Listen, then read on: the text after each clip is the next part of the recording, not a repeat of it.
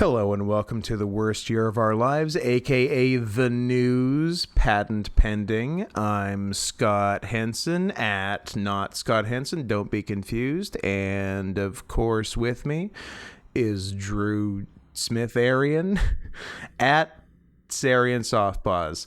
And let me just get this out of the way at the top right now. Why don't you go ahead and send a little bit of money, or in a perfect world, a lot of bit of money, to paypal.me/notscotthenson so we can keep this podcast free and keep freedom free, because you can't be too careful in this economy.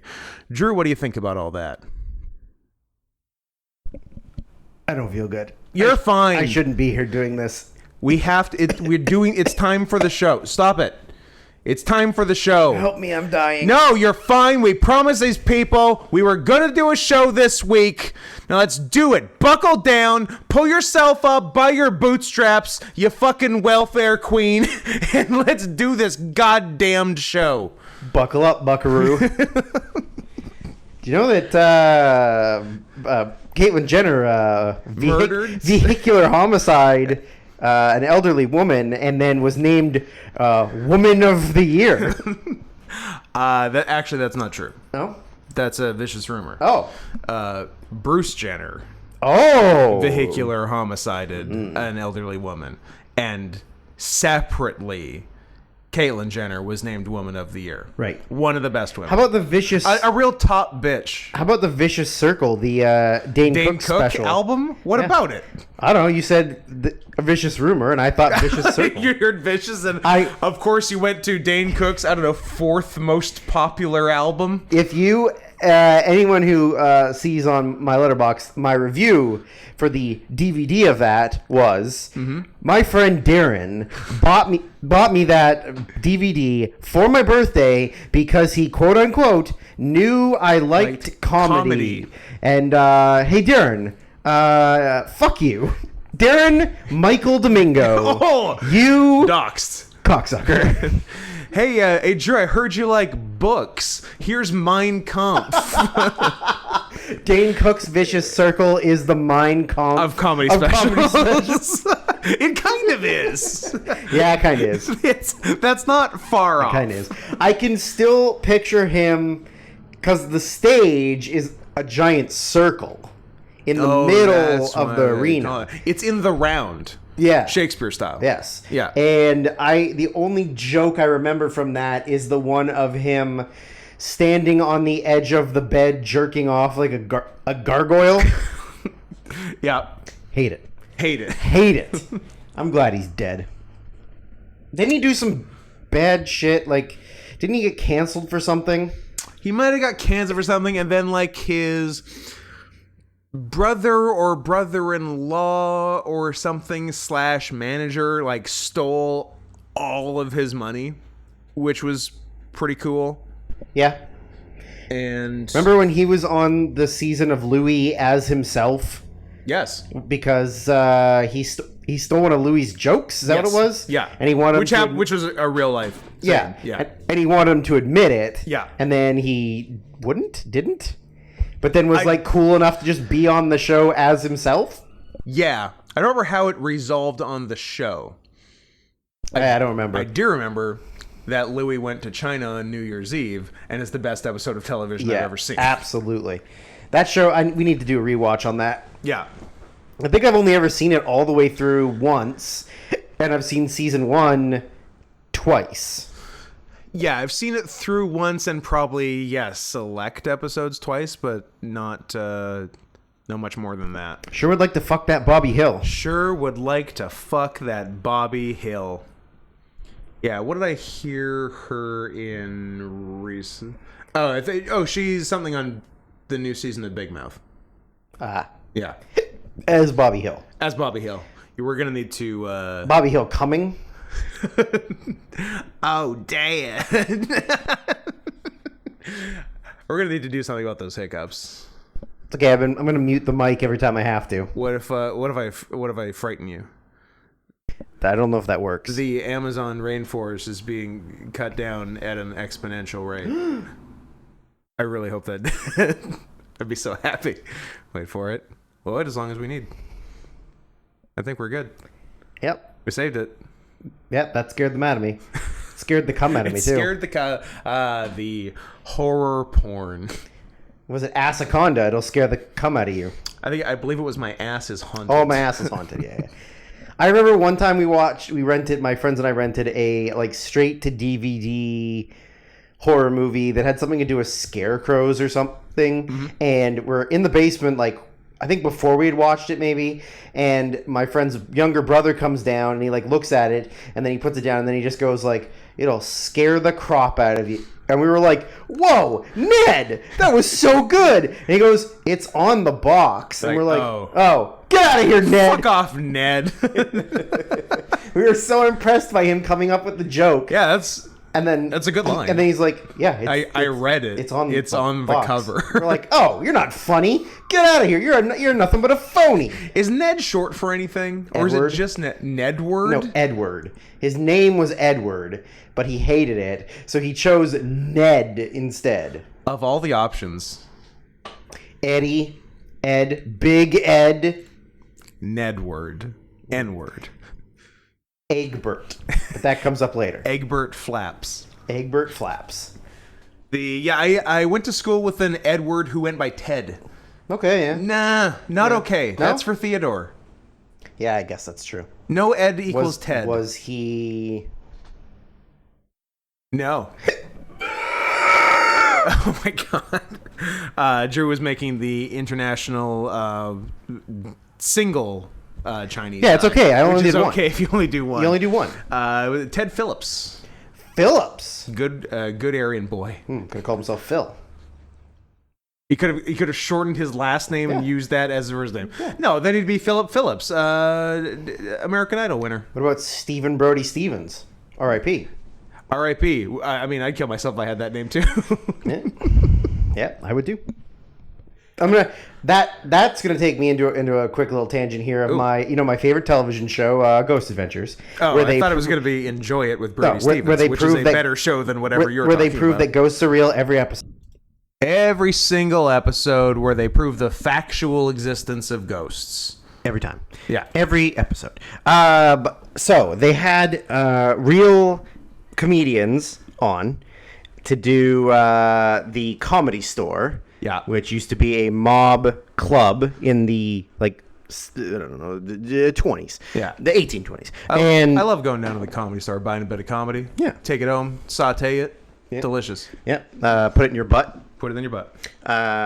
Don't you put it in your mouth unless you ask someone you love. But what if the someone you love is the one trying to put things in your mouth? Put it in your mouth. And that's a problem. A conflict of interest. Real problem. So they got, hey, Jay Moore, you want to get nice. Which I believe is Tracy Morgan. And then also Jeff Ross. Yeah. One Jeffrey Ross. They had... So Jeff Ross and Jay Moore had... Oh, hold on. Is it Jay Moore or is it Tracy Morgan? No, it's Jay Moore. Okay, because I thought when you say, hey, Jay Moore's you want to get nice, I think Tracy Morgan. So it is Jay Moore. I was referencing that it was Jay Moore, not trying to say Tracy Morgan. Yes, it was Jay Moore, who looks terrible. He looks 90 years old, shaved head. Nice. But he had some experience where he was on stage performing. So what was Jeff Ross's experience? Was it dating a 16-year-old? And like, I think they went to like her parents and like disgusting late 40s Jeff Ross said, hey, I'm fucking your daughter. And they're like, cool. It's a real Drew Cordero situation. Oh, that's not nice. Called out. That's not nice. She's fine. She's fine. She's fine. Except for she's not fine. Yeah, again, that doesn't matter what Jay Moore's experience was, but like he had a thing on stage, and then they were asking about Jeff Ross if he had any like experiences there, and while they're talking, Mitzi Shore's ghost raped me. But it's at night. They have all the lights in the club turned off, except for the stage lights, and then like their recording lights, and he mentions. That one of his like really good friends, Brody Stevens, killed himself, and like as they say that, the stage lights on the front of the stage turn on and then off. Nice. And all of them lose their goddamn minds. And they were like, fuck, was that Brody like fucking with the lights? And then of course they're like, oh, well, let's like, where's the manager guy? And they go and find him and he's like, no, there's no way to turn those lights on. Like they're off. And then they're like, oh fuck. And they're like, literally the second we mentioned that his name, they turn on. So then like as they're doing the investigation, they're trying to talk to Brody Stevens' ghost. Okay. Like that was pretty cool. I was like, that would be rad if like just all of a sudden you hear over the like voice meter things they're recording like yes. Yes 818 till I die. Positive energy. But they didn't because they didn't. This was the one episode. The Hangover 2 due date. Cut out of funny people. I really fucking love Brody. Yeah, me too. Crazy, I remember, mentally just brutally insane. I remember Brody being Stevens. in the locker room of 3-2-1, and it was after my match, and Dan just randomly saying to me, like, oh, fuck, Brody Stevens killed himself. And like I very, very vividly remember that moment. I'd come through the back. I was like getting ready to like sit down where my stuff was, and Dan hadn't had his match yet, and he just turned and like had his phone and was like, "Oh fuck, Brody Stevens killed himself." Damn. And I was like, "Oh fuck, that sucks." Brody ruled. Yeah. I'm gonna rewatch that show too. Me too. It was a fun show. He's also one of the dads on Dad Academy and Kroll Show. He's the one that's teaching him to throw baseball. Yeah. Yes, he is. Yeah. Anyways, that's the end of my Brody Stephen Brody Stevens discussion. We've been off a minute. It's been a while. We got a lot to. It's been a while. It's been. We got a lot to catch up on. What's been going on? What have I been doing? Well, yeah, what have you been doing? I might have done more than you in the interim. I've been laying on that couch. Yep. And in that bed. Mm-hmm. And on that toilet. Yep. That you destroyed earlier. That was someone else. Someone else knocked me out. Yeah. Put my clothes on, and then went in that bathroom and shit their pants. And then you took a shower, and I'm now wearing my robe. That's why I'm wearing your shower cap and robe. Yeah. I was deathly ill. I took a COVID test and it wasn't COVID, although we're not allowed to say that on any internet something. So, hold on, you're not allowed to say you got sick, took a test, and it wasn't COVID? No, but like all the bigger YouTubers and stuff, and like people can't mention. They just have to call it like the global something, the China virus. Yeah, the China virus. So you're not allowed to say it on the internet. You can't say coronavirus, the Kung Flu, COVID-19, or COVID-20, or COVID-21. Wuhan Solo. Yeah, you can't say any of that. Remember when the president called it Kung Flu? Yeah, of course. That was tight. The right president. The still president. The never left That's office. probably another thing you're not supposed to say on YouTube. Probably, but what are they going to scrub through all of our podcasts to find all of... If YouTube really cared, and they could they had the power to edit videos to meet their guidelines, our 2-hour episodes would be like 12 minutes. Oh, they would be bite-sized. Yeah, they would be tiny. We would have all the things they would cut out. Very digestible podcasts. Just like all of the pedophile jokes and the incest stuff and the racism and the song parodies. And here's what I think about minorities. Long pause. And that was the movie. Goodbye, everybody. Yeah, thanks for listening. It seems to me that there's an hour missing of this podcast. But yeah, very ill. Started out with just, kind of feeling a little weak, and I'd had a bad headache on my last day of work, and then had the next 2 days off. But I was the morning of the Wednesday, couldn't stop sneezing. My nose was just pouring. Massive headache, really achy. Dick leaking. Yeah, but that's from something. That's from something else. That's not this illness. That's a different one. So I in a 24-hour period drank an entire bottle of NyQuil. Which you're nice. Not supposed to do. I didn't think you're supposed to do that, but that's fun. Combined it with... Sprite? With Papillons.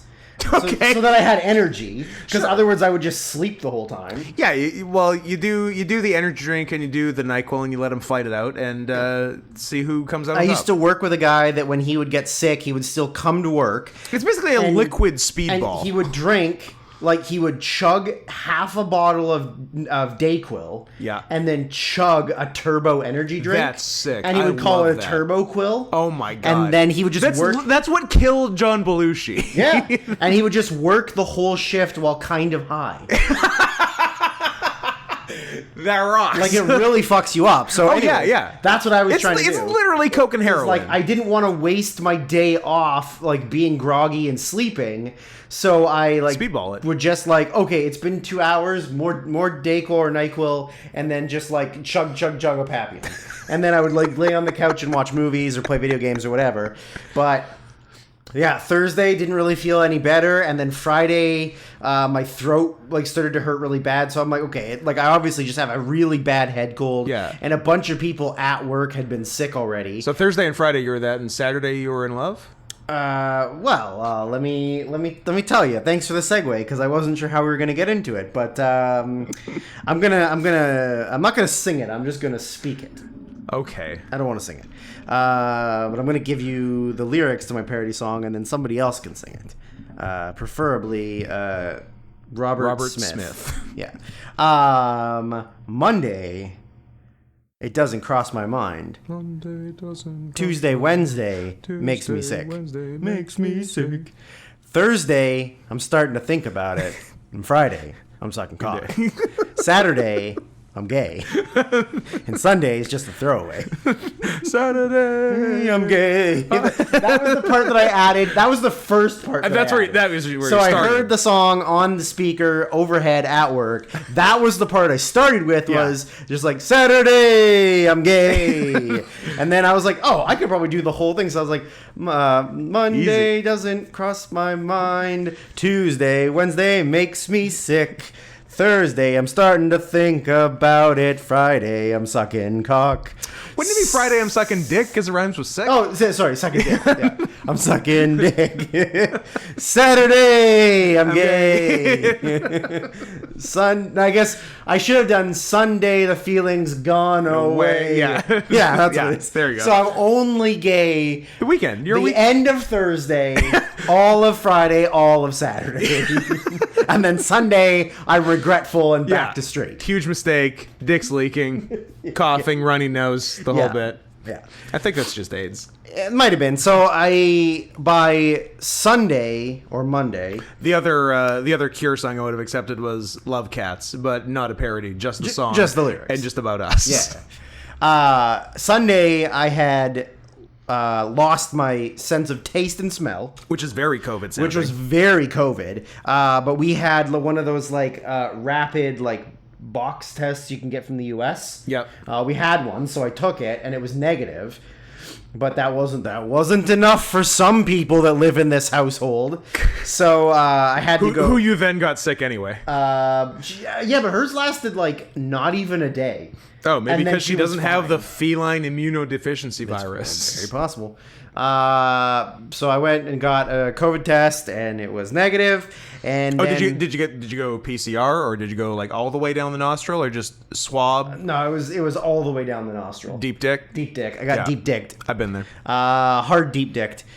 So yeah, it wasn't COVID, and then very slowly over the next 4 days, my smell and taste came back. And like now I feel like 95%, still a little bit like stuffy in the like, especially in the morning or when I'm at work and having to wear a mask. It makes me like got the sniffles.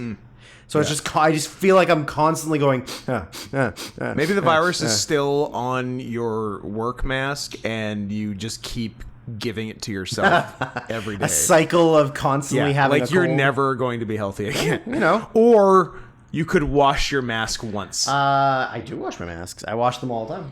I have 4 of them, and I wash them and rotate them. I have one and I wash it sometimes. Never. Just like your wrestling gear, you never wash it. Gear's clean. Speaking of not washing your gear, Fuck Dan. Anyways, remember when he didn't wash his gear for like a really long time. 10 years? Yeah. And he only had one set of kick pads and knee pads? The blue ones. Yeah. Yeah. And they the just blue ones got bad. leaked. Yeah. What a scumbag. Yeah, those got tough. But yeah, it has been a while. It's been a long time since we've done anything. I've been to Seattle twice. You've been to Seattle twice. I went and saw a concert even though I was very sick and probably shouldn't have gone out. Fun. And then laid on the couch and didn't go to work for 2 days but didn't tell anybody. Sure. And now we're back. We're back and we're live and we've got so much to catch up on. Quite a bit. We're gonna get some me shit talking attractive women on Instagram. Mm-hmm. Then I've got a special edition of Drew's minor league European hockey corner, International style. We're going to Bratislava in the Slovakia, who play in the Austrian ice hockey league. The second best country of the former Czechoslovakia. It must suck to be part of the full name and then be the second best when you separate. Yeah. That's gotta suck. And like a distant too. That's like a marriage where when you break up and all your friends have to choose one or the other. Yeah. And they all and choose everyone Paul goes to Prague. yeah. Yeah, that must suck. Literally everyone. Sorry, Slovakians. You know we love you. And then, of course, we've got... You're the East Germany of Czechoslovakia. Just like the Mein Kampf of comedy stand-up albums. And then, of course, in 2 hours from now, we're gonna have the actual a cursory look at the movie we watched. The meat and potatoes of this episode. Yeah. Of They Came Together. Spoiler alert, they say it in the movie. They do say it. And also, we did too. Of the 3 movies we've done, the second from 2014. Yep. Our favorite year. Our favorite year. The year of our Lord, 2014. In a year with, Birdman, Mommy, Whiplash, Grand Budapest Hotel, Force Majeure, and Leviathan, we have done They Came Together and Beef. Beef! So I think we're doing it right. Yeah.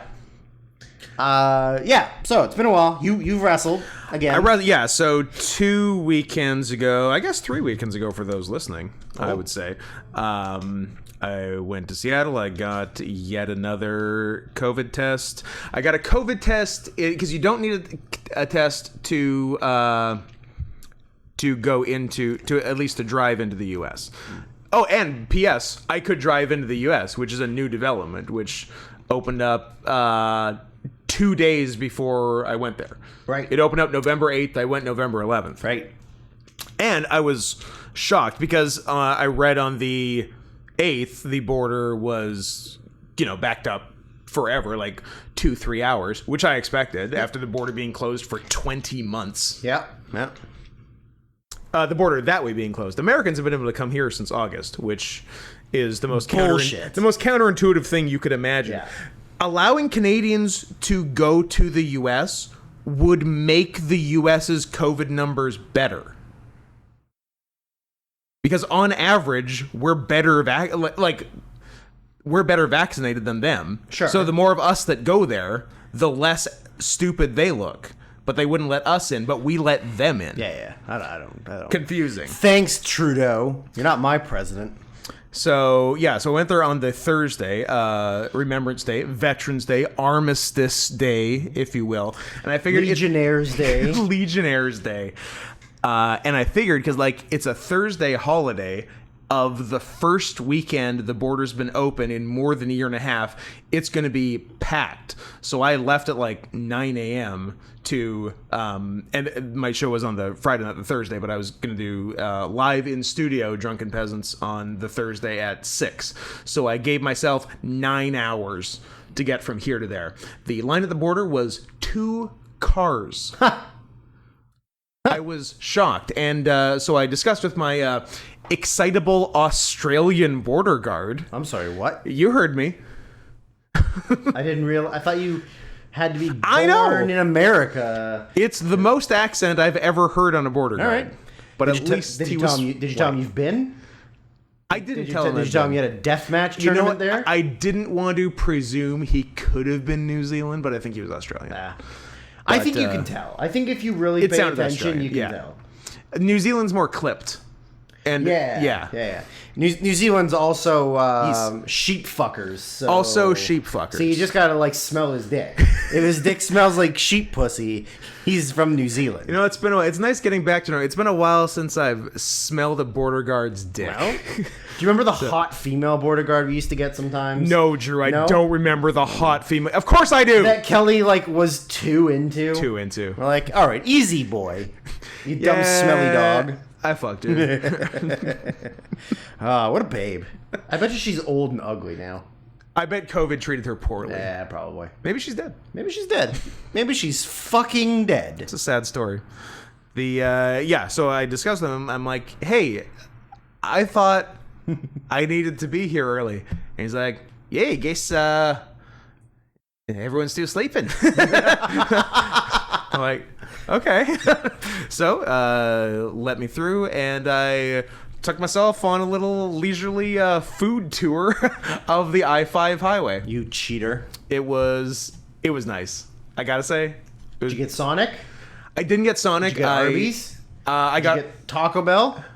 I got all of the things you've said besides Sonic over the course of 24 hours. I don't remember what order, but everything I got like 36 hours. I know my first hit was the combo A&W KFC. Sure. For a root beer freeze. Yeah. And a Nashville hot chicken breast. Okay.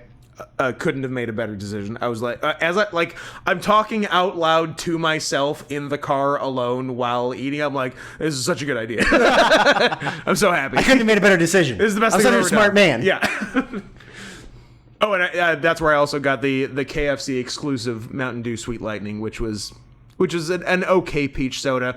I feel like I might have even detected some artificial sweetener, which for fast food exclusive Mountain Dew, get the fuck out of here. Yeah, not ideal. You wouldn't do that with Baja Blast. No. Are you kidding me? No. In fact, with Baja Blast, you got to put more real sugar in. Absolutely. Yeah.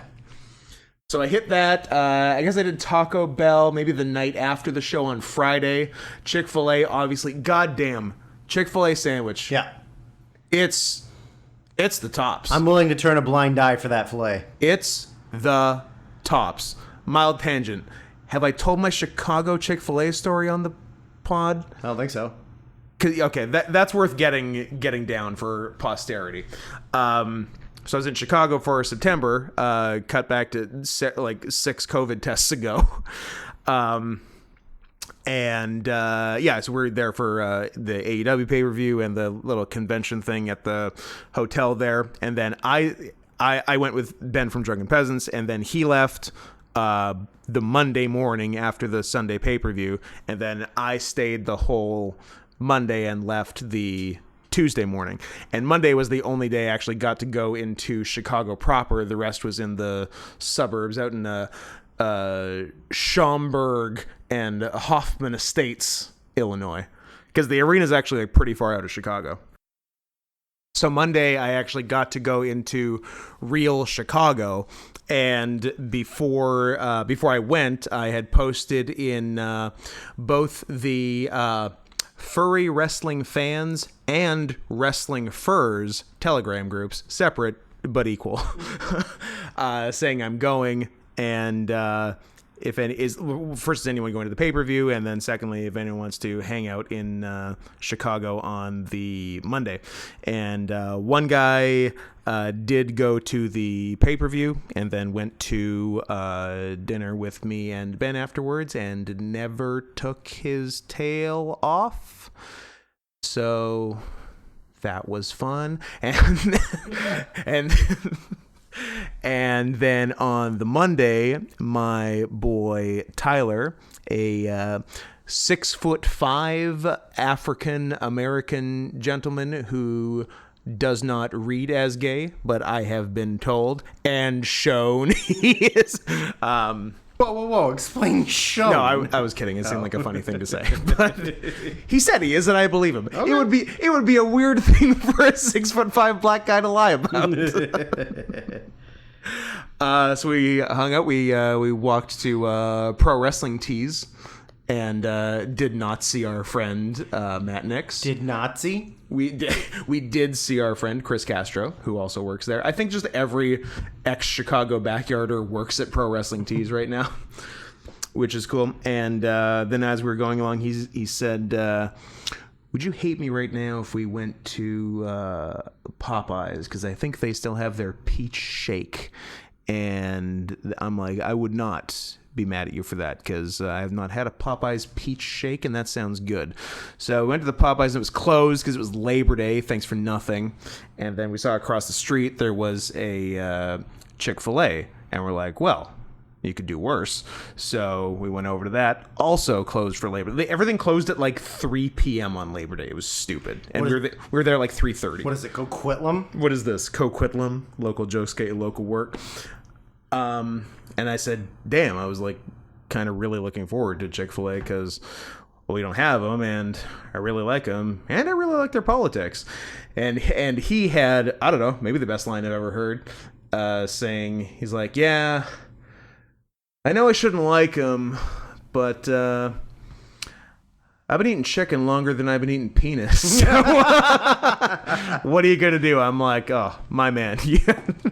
Thank you for protecting me in scary-ass Chicago for a few hours. Although that was mostly during the day, and then my flight was at like 8 or 9 a.m. Tuesday morning, and I just kind of tooled around Chicago by myself until like 4 a.m., and then I took the train to the airport. So, I don't know, I'm probably the toughest man. I'm going to call myself the toughest man in Chicago. What do you think about that? I think that's interesting. I think it's a bold statement, but I just... So that was my Chick-fil-A tangent. Oh yeah, so all the other food I had. Yeah, Chick-fil-A, probably the best chicken sandwich going. Did Taco Bell. I did one I wasn't planning to, but there was an item I couldn't really resist because I don't know if you've heard, Andrew, but in the United States of America, the McRib is back. I've never had one. Don't know if I want to have one. And they were like... Is it worth it? It was like 2 for $5. Oh my God. So like... I got 2. I got 2 basically on the way to dinner. Because I'm like, what are we going to do? Not get a McRib? And I mean, they're pretty good. I don't need them again now for a while. Until next time I see that they're back, and then I will get them. Okay. But it was pretty good. It was worth it. Would do again. Was that all the stupid food I got in those, like, from that Thursday night to Saturday morning? Yeah. Yeah? I guess that was most of it. Okay. Now, I'm going to go off on my own very fast, small tangent here. Go for it. Because I want to say nice things about my friend, but also take a subtly mean jab at him. Perfect. I just saw the poster for the next 5cc wrestling show that features friend of the show and real life friend Cole Crazy wrestling against Sin Bodhi. That's gonna be a match. Cody versus Kizarny. Cody versus Bodhi. That is correct. Man, if only Cody could get himself out of this booking black hole of only wrestling fat schlubs and also people who are bad at wrestling. I feel like that's also a shot at Vinny Massaro. Did he wrestle Vinny Massaro? Who wrestled at 5cc like a month or two ago. God, that is... Okay, I mean, yeah, kind of. And Vinny Massaro, who wrestled Ishii like a couple of weeks ago. Oh, yeah, no, I was more taking shots at, like... Just Sin Bodhi? I don't know, like, Jose and, and Sonico and... Fair enough. And I guess also, like, kind of saying that Cody's a low-end mid-carder now. Sorry, Cody, but you're working nobodies. He's working Bodhi, and you're jealous. No, I'm not. I'm not jealous of wrestling a bloated 40-year-old Kizarny. He looks horrible. What if Sin Bodhi's a fan of the podcast and now he's gonna murder me? I like that you're not worried at all about hurting Cody's feelings, who know for a fact listens to I the mean, podcast. that's why I said it. And it's nothing against Cody. He's just, he's wrestling pieces of shit now. So... Fair enough. Who was the last good person Cody wrestled? Probably me in June 2019. Good is loose, but okay. You're loose, but okay. One with man with one arm. Yeah, that was less than 1 month after surgery. Not the surgery, though. No. The first Seattle trip, I did a show. I had my first singles match since March 2020. Was worried about cardio. Shouldn't have been, because it was better than the other guys. Night walks are paying off. Good. Yep. Good. No, went really good, and nothing fucked up. Everything went well. Crowd liked it. A job well done all around. Were they a big fan of your technical groundwork? The crowd was real loud for it? Yeah, super, super big for subtle, non-dynamic technical mat work. Yes, absolutely. Yeah, that's what they're there to see. Yeah. And they enjoy it. Yes. It's their favorite thing. All of the neckbeards. Yeah. Yeah. So that was my first trip, and then second trip just this past weekend for me, a weekend a bit ago for you listening now. Second trip to Seattle, another PCR COVID test for $150 a pop. Getting pretty tired of that, but those are done as of November 30th for driving trips to the U.S. under 72 hours, which most of mine are. So that's a plus. So get in, get plowed, get out. Exactly. But I still love the idea of it, because the COVID test you take is good for 72 hours. So what you do is you pay $150 to take the COVID test in Canada, then you go to the US for 3 days, get COVID, and then come back and are let back in with the COVID test you took in Canada 3 days ago. Scott, I do not see your argument on this. What are you see so no upset holes about? in this? What are you so upset about? I don't know. I thought it was stupid, but maybe it's me. Maybe we are the ones who are the ball lickers. Are you gonna watch while we cry like little bitches while COVID fucks our mothers? Yes, absolutely. Okay, I'm listening. So second trip was myself, Adam Johnston of YourMovieSucks.org. That's his last name? I feel like this has happened on this podcast Probably. before. I've said Johnston and you've said what? Probably. Me, Adam Johnston. Alex, I know his last name, but I don't know if his last name is known publicly, so I will not dox him. McConnell. Of I Hate Everything, who has twice as many subs as Adam Johnston on YouTube. Yeah, but how much do you sub? I sub pretty hard. That's fair. You are a sub. And so Alex was in town to do the 100th episode of Sardonicast, their podcast that they do with third man Ralph the Movie Maker, who was also going to fly in from New Jersey and then didn't. And I could tell they were sort of pissed about it, but didn't want to get into it. All right. So I didn't press. But yeah, you'd think if one guy could fly in from England, the other guy could make it from Jersey. Well, but you'd think that, but have you been to New Jersey? I have been to New Jersey. So have I. Which will come up later in a different story from this very trip. How do you like that? There you go. Teaser. Cock teaser. So Alex was in for that and in the country or continent for like 6 days or something. And I will say to Adam's credit, he did his absolute best to give Alex like the most whirlwind, do as much as you can in 6 days tour of the Pacific Northwest as humanly possible. So I met up with them on the Friday. We went like 4 different food and drink places downtown, including a small walk on the seawall, and then drove to Seattle for the Anthro Northwest Furry Convention. Is Alex from I Hate Everything Furry? Nope. Is Adam's favorite pastime taking non-furries to furry conventions? Yes, it is. That's pretty funny. So that's what we did. We were remarking on the way down, or I posed the question on the way down. How many majority straight cars right now are driving to this convention, and why is it 1? And no one had an answer for why, but they did agree. The number was the over under was 0.5, and we just barely made the over. So it was very fun. It's the opposite of Rainforest, the former convention in Seattle. If you're not familiar with Rainforest, go ahead and watch the Internet Historian video on it. It'll tell you everything you need to know. It got a little degenerate, and by little I mean very much, and basically got cons banned from Seattle forever. Enter Anthro Northwest, or in acronym form, A&W, which is fun to say. Yeah, I went to A&W last weekend, and next month I'm going to Quiznos for con. Yeah, so it's completely the other way, super family friendly, run by like a hardcore Christian apparently.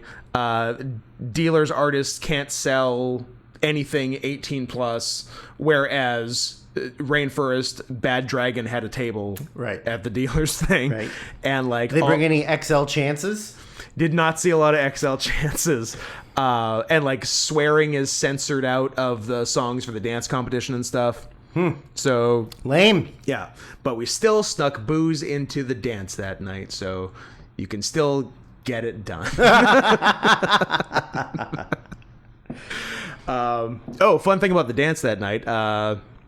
And obviously Alex's first FurCon and FurCon dance. I think he had a fun time. Maybe slightly weird and overwhelming, but I do think he had fun, which was good. But old Eagle Eye Alex, like midway through the dance, just like pointed to a tiny little circular white thing on the floor, and he's like, "What's that?" And I'm like, "Oh shit, mystery pill, I'm gonna take it."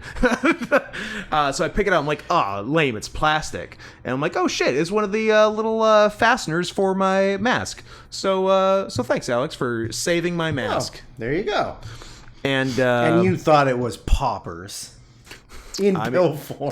I was gonna say there's a couple things like, ooh, a pill popper. It's nitrous pills.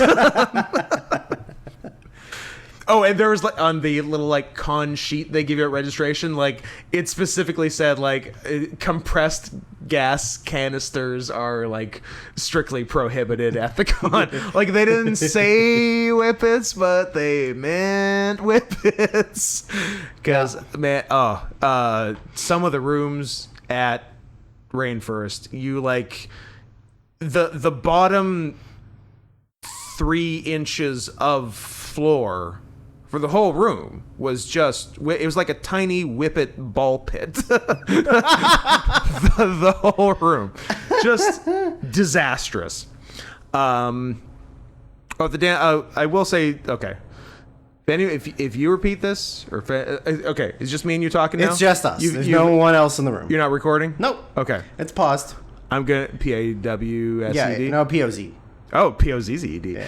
I'm gonna say something earnest. It's POZ''D, Scott. Oh, like punked. Yeah. Like when Ashton Kutcher gives you AIDS. Yeah.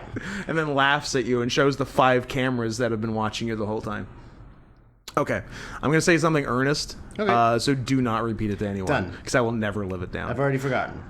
At like every FurCon dance I've ever been to, at some point I find myself like standing near the front of it and like looking out back on everyone with like all the lights and lasers and stuff, and everyone in their like cool suits and like having a good time from various walks of life. And I think to myself, This is nice.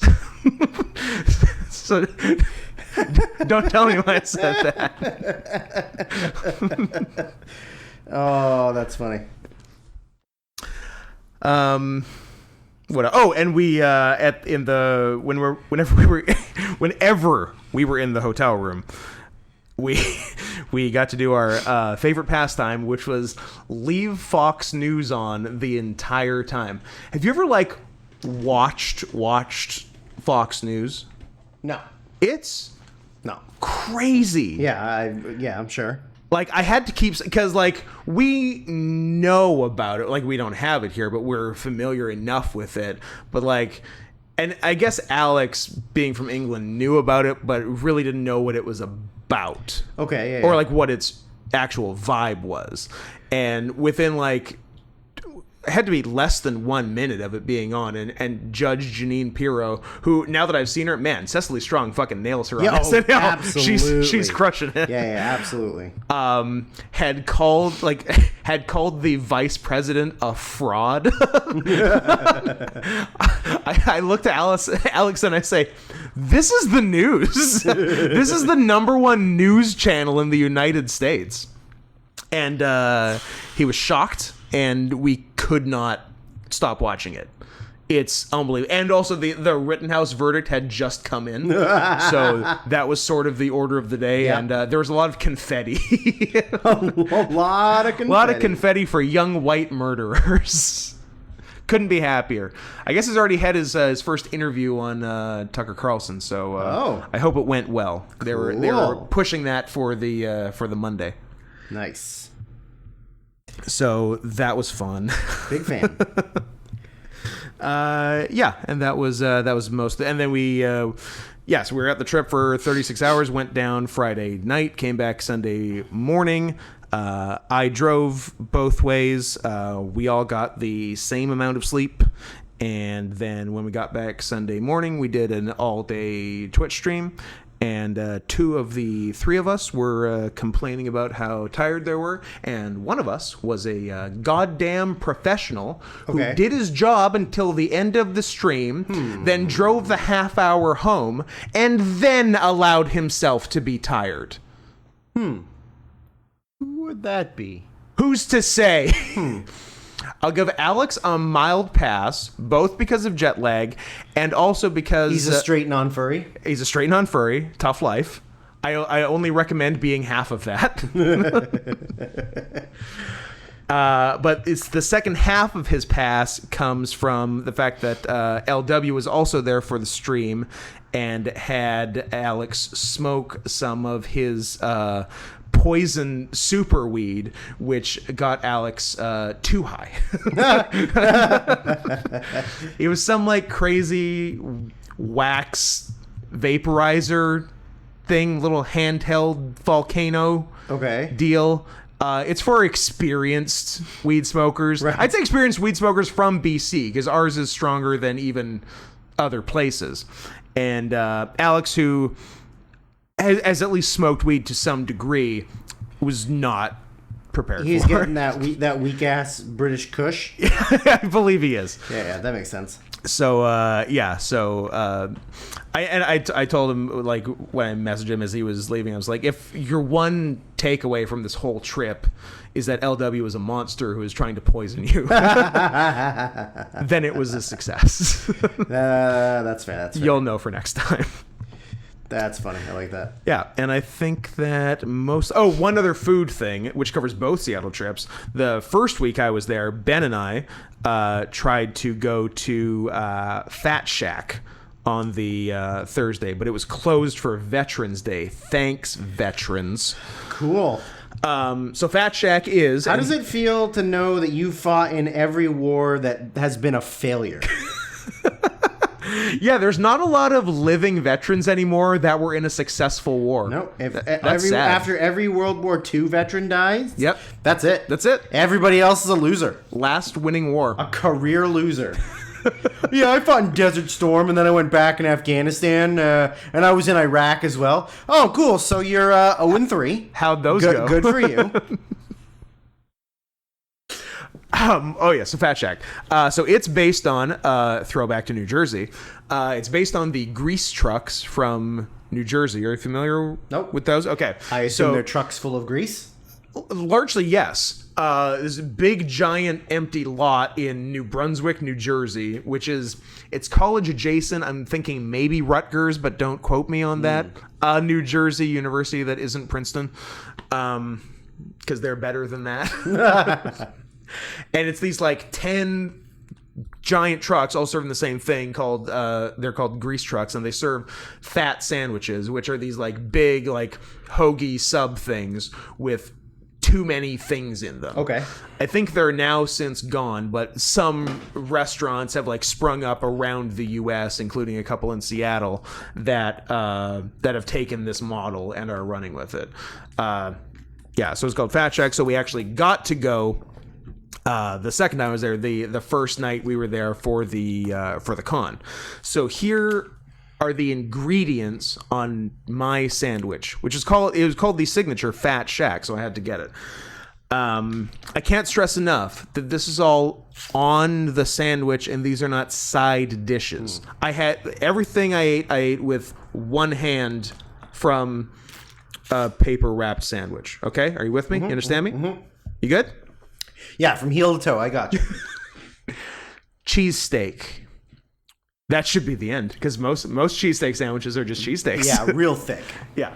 Cheesesteak, chicken fingers, mozzarella sticks, jalapeno poppers, onion rings, French fries, sauce of my choice. That was my sandwich. Scott, that's too much. It's too much. That's too much.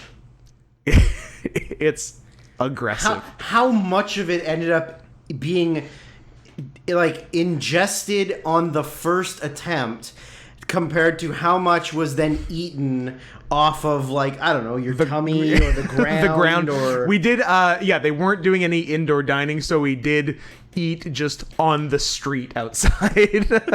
It was squalid, but exactly how it should be eaten, honestly. Kinda. So it worked out. You don't want to be fancy when you're eating it. I was happy with my sausage. I went golden barbecue, which I'm always a big fan of. That kind of like mustard-based barbecue sauce, really good. If I had to do it again, and I was considering doing it at the time, the only reason I didn't is because I thought the sauces would clash, golden barbecue and marinara.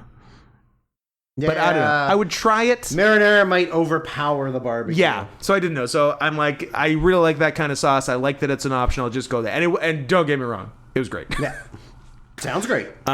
Too much. I think Adam described it best. He's like, I'm disgusted with how much I liked that. He was like, if it's illegal to sell cocaine, it should be illegal to sell those sandwiches. Those sandwiches cause as much harm as more. Cocaine. Gotta be more. Yeah. No, it was insane. But because when we didn't get to go on Thursday, I'm like, oh, this is actually a blessing in disguise, because now we can try to go the next week. And if Alex wants to experience something American, I can't really think of a more American food experience than the sandwich I just described. That is pretty American. Yeah. That is pretty fucking American. So that was fun. USA #1. USA A-OK. Except for Texas first. Texas first. Yeah. And I think that's all my notable Seattle business. So cross it off. Whoa, that's good. Would you like to talk about a brief incident that may or may not have occurred? An incident at Owl Creek Bridge? Is that a book? Is that a play? Monday The strange night. incident of the dog in the nighttime? You're making things up. I think one's a book, You're just putting one's a words play. together. Drew, I'm very cultured. Yeah. I'm very cultured, but I only know a little bit of each thing. Not enough to know actually anything. Yeah. I'm a real jack of all trades, knowledge-wise. I know half of everything. You're a jack of all trades who's a master of none? I'm a jack off all trades. You're gonna jack off all trays? Yeah. Baxter, Miguel, Revel, songs.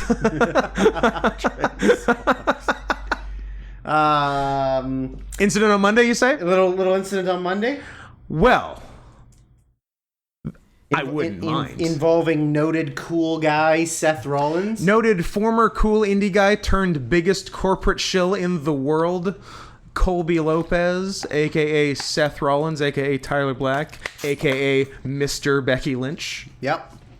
I would love to talk about him. He's a professional wrestler who wrestles on WWE Monday Night Raw. Former world champion.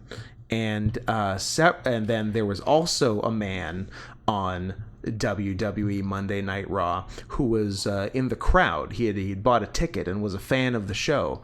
And partway through the show, their paths crossed, where the man in the crowd lunged over the barricade and tackled and attacked Seth Rollins, and they quickly cut the cameras off of him and onto other things going on until the 10 very necessary security team members dragged him off, kicking and screaming. I feel like you're putting a sarcastic tone in your voice about the amount of security guards that were needed. No, I was actually trying not to, but I can only sound sarcastic. They literally needed 10. Because? Well, that's where you think the story might end. Yeah, you might think, okay, this fan just like got a little too drunk, fans a little have too jumped the barricade rowdy before and come at wrestlers. Yeah, It's happened. We were talking about it at work, me and my friend Neckbeard, and we were talking about the one. That's an interesting name. Is that Chinese? Yeah, Neckbeard, where the guy got into the ring in WCW and Macho Man beat the shit out of him before the security could get him out, or the guy who pushed the ladder over on Eddie, and then Eddie Guerrero beat the shit out of him, or then there's a common thread with the end of these. Or the wrestler beats the shit out of him. The one where the guy jumped Jericho and Jericho beat him up. Yeah. Or then the one Triple H. There was the Triple H one. There was the NWO one where Nash is very clearly trying to get the guy out of the ring, and Hall is very clearly trying to stomp his fucking ass. Trying to give him brain damage. Yeah, like... Did referee Charles Robinson kick someone's ass? Robinson... No, it was... No, some ref kicked someone's ass. I don't know if it was, Coyote, maybe? Maybe Mike Coyote. And I think he tackled the guy to the ground, and the guy was still trying to get up. Yeah. So he was, like, wrenching his neck to try and get him out of the ring. Yeah. There's a lot of them. However, all of those people were, I don't know, the right amount of chromosomes, perhaps? I see. So are you implying that news came out the next day that this fan who attacked Seth Rollins was a mentally challenged individual who had been catfished by a fake Seth Rollins account on Twitter daring him to do something on Raw? Also, what came out today was that... Is this breaking the news? Oh, yeah, because this is the news, the podcast. Yeah. Apparently, the fake account scammed the guy out of a lot of money. Yes! And then was like, hey, you're a fucking coward. You won't do anything. I like taking his money and then calling him a coward. So he apparently scammed. I don't know if he like, offered him, like, if you send me money, I'll give you like exclusive merch. Or like, I don't know, whatever. But I'll show you. I'll send you pics of me fucking that Nazi girl. Oh, that's funny. Seth has had a sordid past. Yep, that is true. That is true. Yeah, I don't know if there's any newer stuff.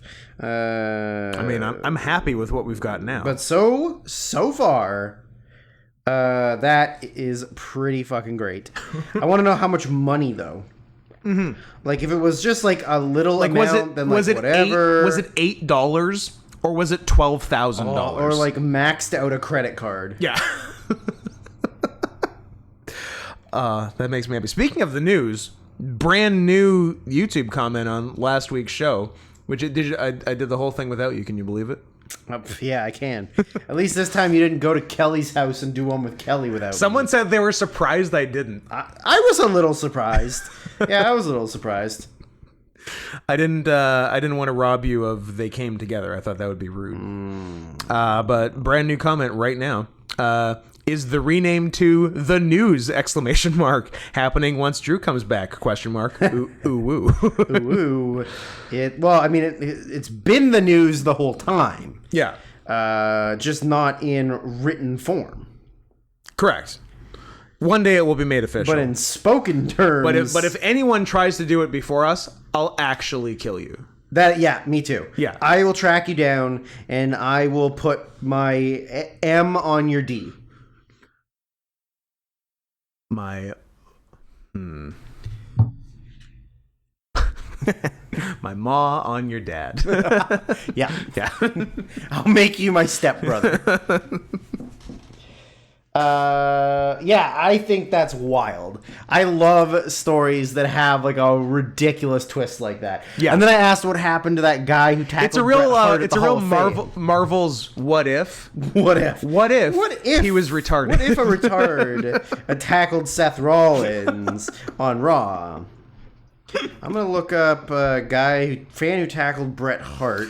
Yeah, if y'all haven't seen the attack on Bret Hart at Zachary Madsen, the Hall of Fame, it's a good one. apparently his name. That sounds about right. That's a pretty white name. But P.S. It's always white guys. There isn't anything dated past Like when it happened? that year. Yeah. So I don't know. Maybe they killed him. Maybe he's fucking dead. Maybe Harry Smith killed him.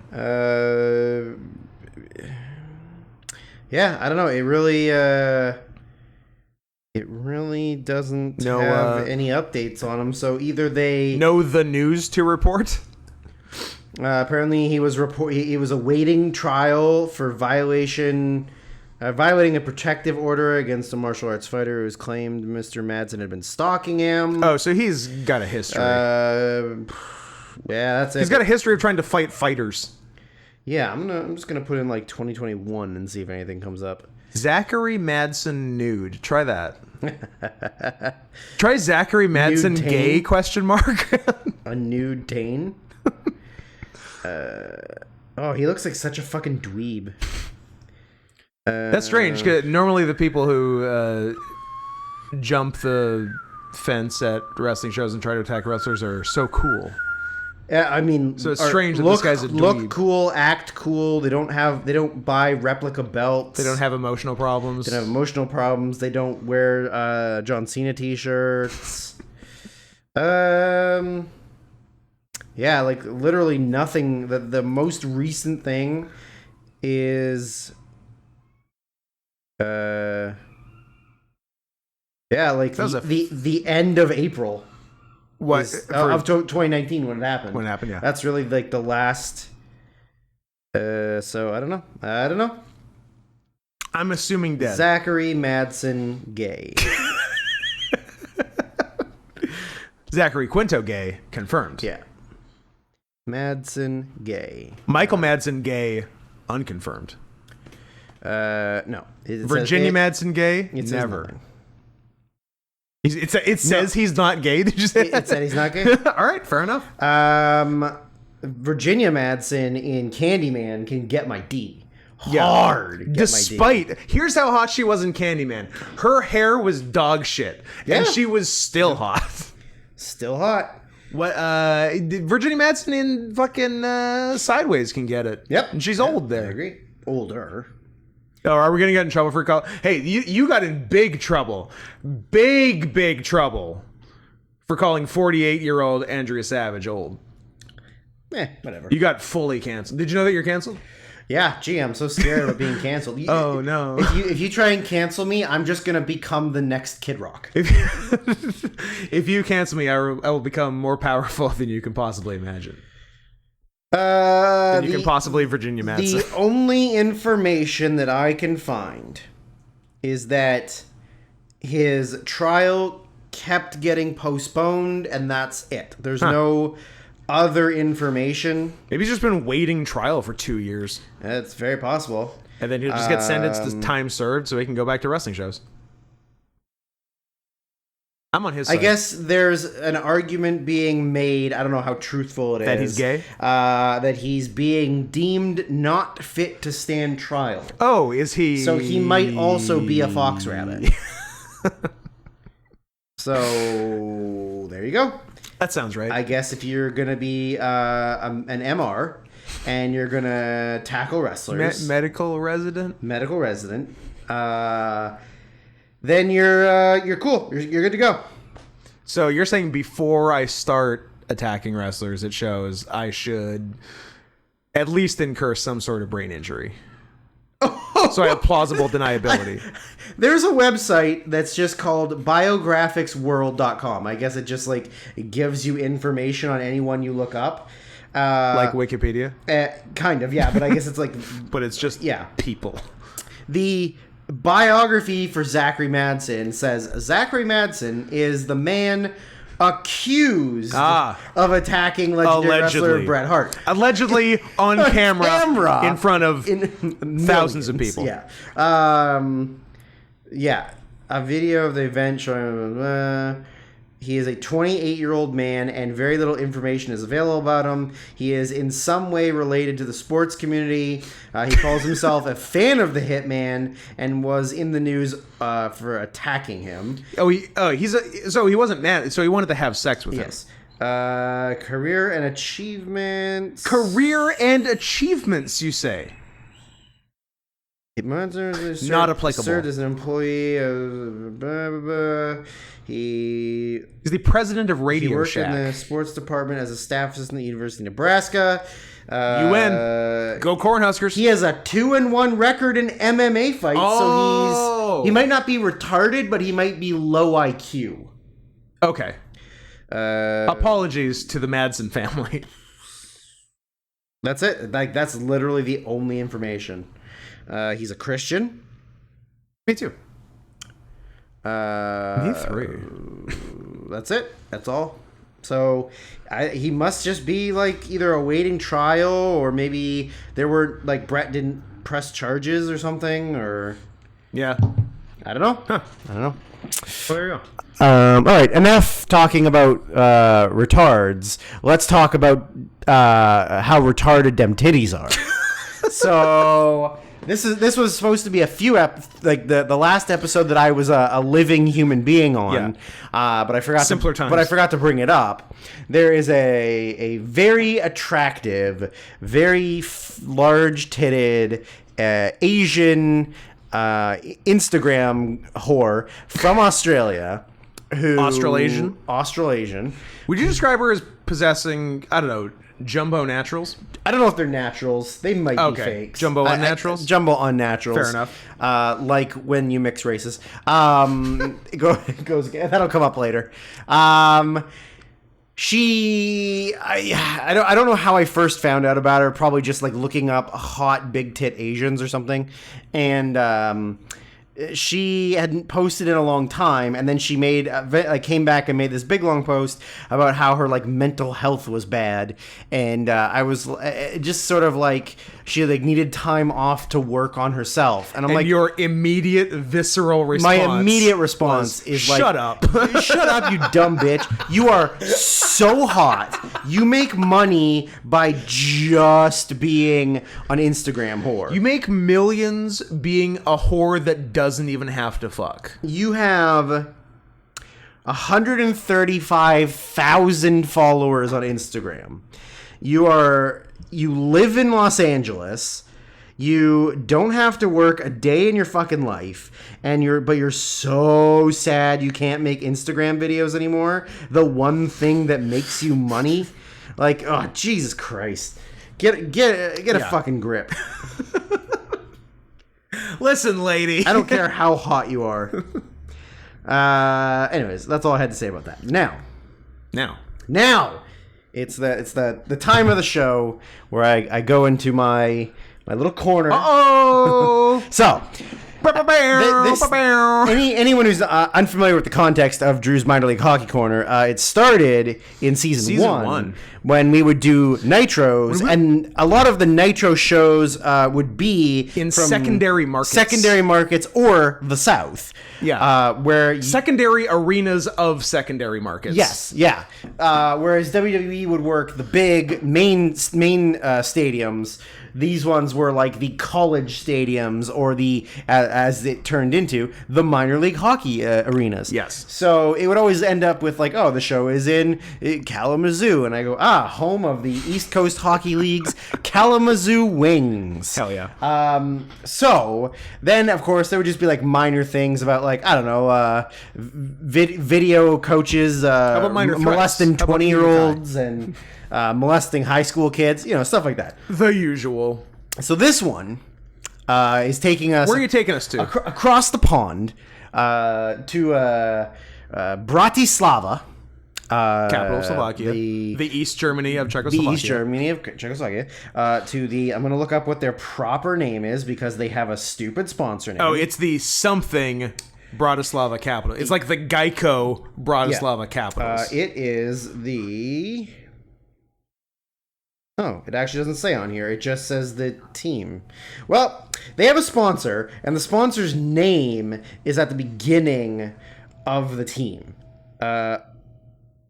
It's like, I don't know, the Blackwater insurance company or... the Halliburton Bratislava capitals. The Eye Clinic Bratislava capitals. Eye Clinic, nice. I don't know what Eye Clinic is. It's an internet clinic. Eye Clinic. Doesn't say. So the Eye Clinic Bratislava Capitals, who play in the Austrian Ice Hockey League, because a lot of those European leagues that aren't the main AIHL? ones. No, I think it's just... Then don't call it that. Oh my god, it got defensive. I think it's just called the Ice Hockey League, but it's in Austria. Fair. A lot of those smaller leagues will absorb the better teams from the surrounding areas. Like, I think the Austrian league has a Slovakian team, a Slovenian team, an Italian team, and maybe something else, like a French team or something. Okay.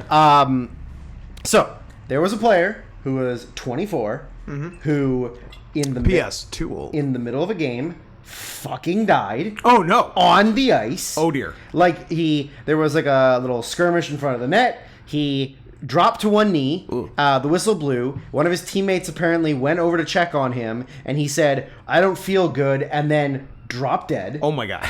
And so then they obviously ended the game. They took him away. They did an autopsy. Vince McMahon would have ended the game. No. Show must go on. Show must go on. It turned out that he had swelling and inflammation of the tissue around his heart, which prevented his heart from fully expanding. So it caused him to go into cardiac arrest and dying. Fuck. So hockey players die every day, hourly. No, I mean there's been a few bigger ones where guys have gotten hit in the head or fallen into the boards, or there's actually been a decent amount of cardiac arrest ones. Alan Thicke, yeah. I mean, he wasn't a hockey player, but was he playing hockey? Yes. Well, but he's not a professional. Then we'll see who looks stupid at the end of this. So the next, so that they canceled the game. They canceled the game the next day so that the team can grieve. Okay. And the media is trying to reach out to the general manager and owner of the team, who's some businessman. Yeah. Can't get a hold of him for several days. Somebody goes to his house. Oh, he come on, baby. Fucking hung himself. Oh man! Because at the beginning of the season, that player had gone to him and said, "Hey, I don't feel good. I think I should take a leave of absence to go get medically checked out." And he called him gay. No, and he convinced him to stay with the team, and he would get him medically checked out. He didn't follow through with it, so he felt responsible for the guy dying and then killed himself. Tough one. And the team forfeited the rest of the season and is no longer a team. Oh, that is an L. That's fucking dark. Damn. Yeah. I did not. You know what? I should have expected the Eastern European version of Drew's Minor League Hockey Corner to be darker. Darker than molesting? Than molesting. Yeah. But that was professional hockey. That was professional hockey. Normally, minor league is light. Yeah. It's normally fun. It's normally fuckable mascots. That is true. Although that's professional league. That's professional. I guess Russia. that's professional Russia. Yeah. And this Russian minor leagues aren't affording mixed candy suits. I don't think so. I don't think so. And I mean, technically, many of which I saw last week. Yeah. Technically, the Austrian league is professional. It's just European, which is the Austria and who cares? Secondary. Yeah. But yeah, man, player dies. Fuck. And, he died because of me. That is time to kill myself. Dork. Yeah. So he's fucking straight up dead, and the team no longer exists. God damn. Honest question, which I feel like I should know the answer to, is Wayne Gretzky. is Austrian a language? No, it's Or German. It's just German, It's right? just German. There's maybe a bit of like an Austrian accent versus different parts of Germany. Yeah, I think so. Yeah. But yeah, okay. I didn't think so. I'm like, people don't speak Austrian, do they? No. That doesn't sound right. No, it's just German, and then it's the same thing with like there isn't Swiss. Yeah. Switzerland is just you speak there's Italian, Swiss French, or you Swiss speak Italian, Swiss German. right? Yeah. Like that's it. Shout out to Germany for not letting Austria have a language. Well, they were part of the Hungarian Empire. Why don't they speak so Hungarian? it's really Hungarian or German, and which one do you think is easier? German. Yeah. Although German has 3 genders, which by my count, too many. The official and national language is just Austrian German. Yeah. So. Which is them just like trying to maintain some kind of identity. Yeah. Even though. But the recognized languages are Hungarian, Slovene, and then Burgenland Croatian. Ooh. Yeah, I guess they are close enough to former Yugoslavia that you're going to get your Slovenes and your Croats in there. Yep. They are. Well, until they build that wall. But yeah. And then forget about it. You know what? Austria, nothing but good guys. If I had to choose a team, Austria. I'd choose Austria. I have Austrian blood You know what? in this little cup right here. I was gonna say, judging by your bookcase at home, I'm aware. Fair enough. Nice country. I've been there. Have you? I had the best gelato I've ever had was in Vienna, Austria. Interesting. And Salzburg, also a nice city. And those are the... And name a third. Wish that I could. Can I? Can I honestly? No. I can't. Those are the 2. Vienna, Salzburg. You can't. Don't act like it. Don't even. Nah, In this economy, forget about it. maybe not. If I could just close my eyes and think of the Austrian Bundesliga teams, you could hit then on I a could city. be like, oh yeah, that's one. Oh, that's another. Yeah, but I can't do that. I don't think. One of their team logos is really cool. It's like a angry wolf, and There's a respect to Europe where every single sports league features at least one angry wolf. they know and what Russia. you know what they know what they like. They do. And some of them get cool mascots. And some of them get cool mascots. Not all of them, but some of them. Yeah. Let me look at this up. You good? Other cities include Linz, yeah. Graz. Don't know There's Graz. also apparently a Wolfsburg. That's There's pretty cool. Innsbruck. Innsbruck. It had Olympics. It had an Olympics. What are we doing? Where was I on Innsbruck? I don't know, man. I couldn't tell you. That's not the cool wolf. What year were the Innsbruck Olympics? 2019? Give me the better wolf one. Give me the hot wolf, please. I didn't say hot. I you- just said the better. I mean, how is it better? it's angrier. Is it hotter? Yeah. Yes. I don't remember what it's called, so You got me I would there. have to look at every logo and be like, oh, of course. How did I not remember that it's insert team name here? Show me every wolf in Austria. Show me all your wolf dicks. And now show me another wolf dick. One more. And a third wolf dick. Yeah, that's the one. You found it? No, I don't know. Oh. We probably should have... Said the name of the podcast again? No, I said that. It's the news. It is the news, but we should have announced our news, the opening of our new all Catboy nightclub, That is true. Beans and Barbs. The next time you come to Vancouver, Yep. you're going to look it up. You know what? You're going to like the way you look. You're going to like the way you look. I guarantee it. And then relating to that, or are you still looking for this wolf? No, but you can keep talking. That's fine. Relating to that and our impending MTF transition, man to feline, what...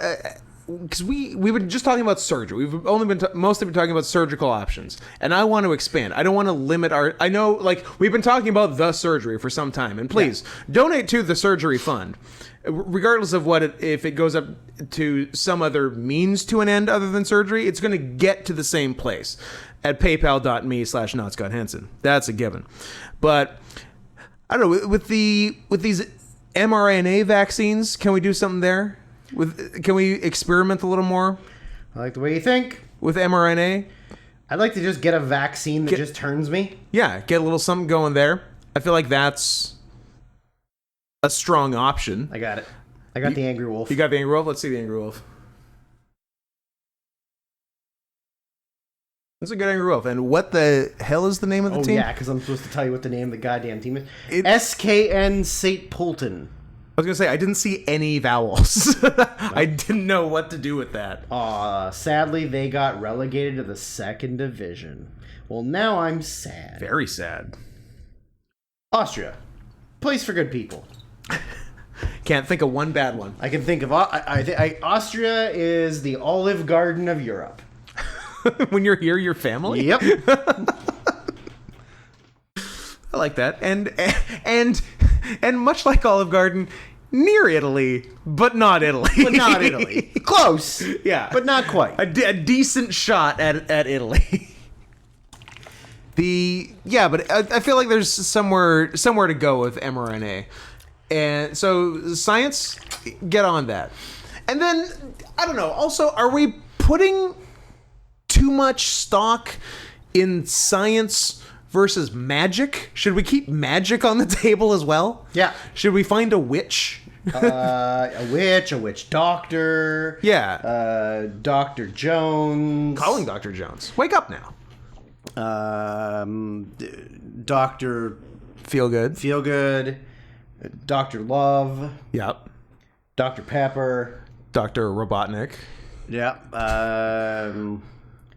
Dr. Dick. Dr. Doom. Dr. Dog Dick. Dr. Dog Dick. Dr. Zaius. Dr. Zaius, of course. Yeah. But yeah. Are we running out of steam? Is this what we're doing now?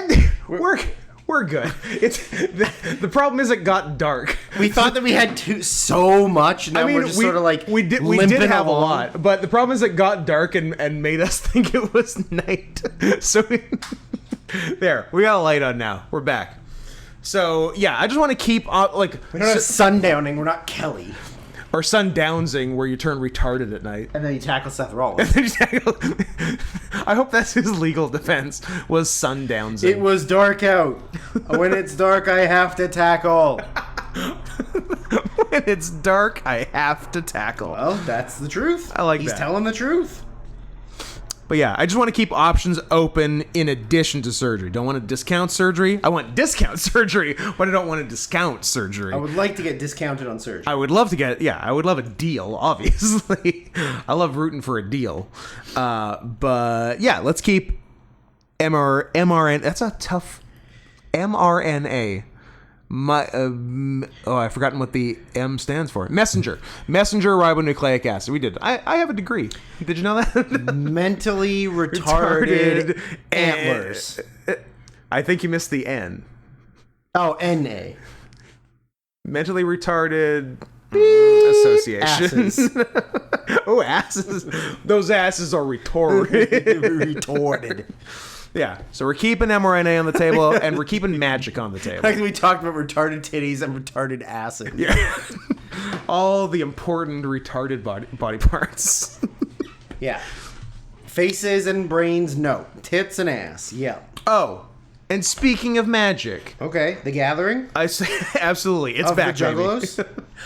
I saw an interesting double feature. I don't know, it feels like 6 months ago now, but it has been since our last recording, of Spencer and the Eternals, which was an interesting one too. Spencer was very good. I liked it a lot better than Jackie, which a lot of people like, and I didn't, due to, in no small part, Natalie Portman's like bad accent that didn't sound like Jackie Kennedy. That wasn't Jackie Kennedy? Yeah. That kind of bugged me. I'm like, yeah, you're doing an accent. I suppose it's consistent, but it's wrong. It's not the right consistent. She was like doing JFK. I'm like, but Jackie didn't sound like that. It was weird. So anyway, my husband Ayera has been shot in the head. Ayera.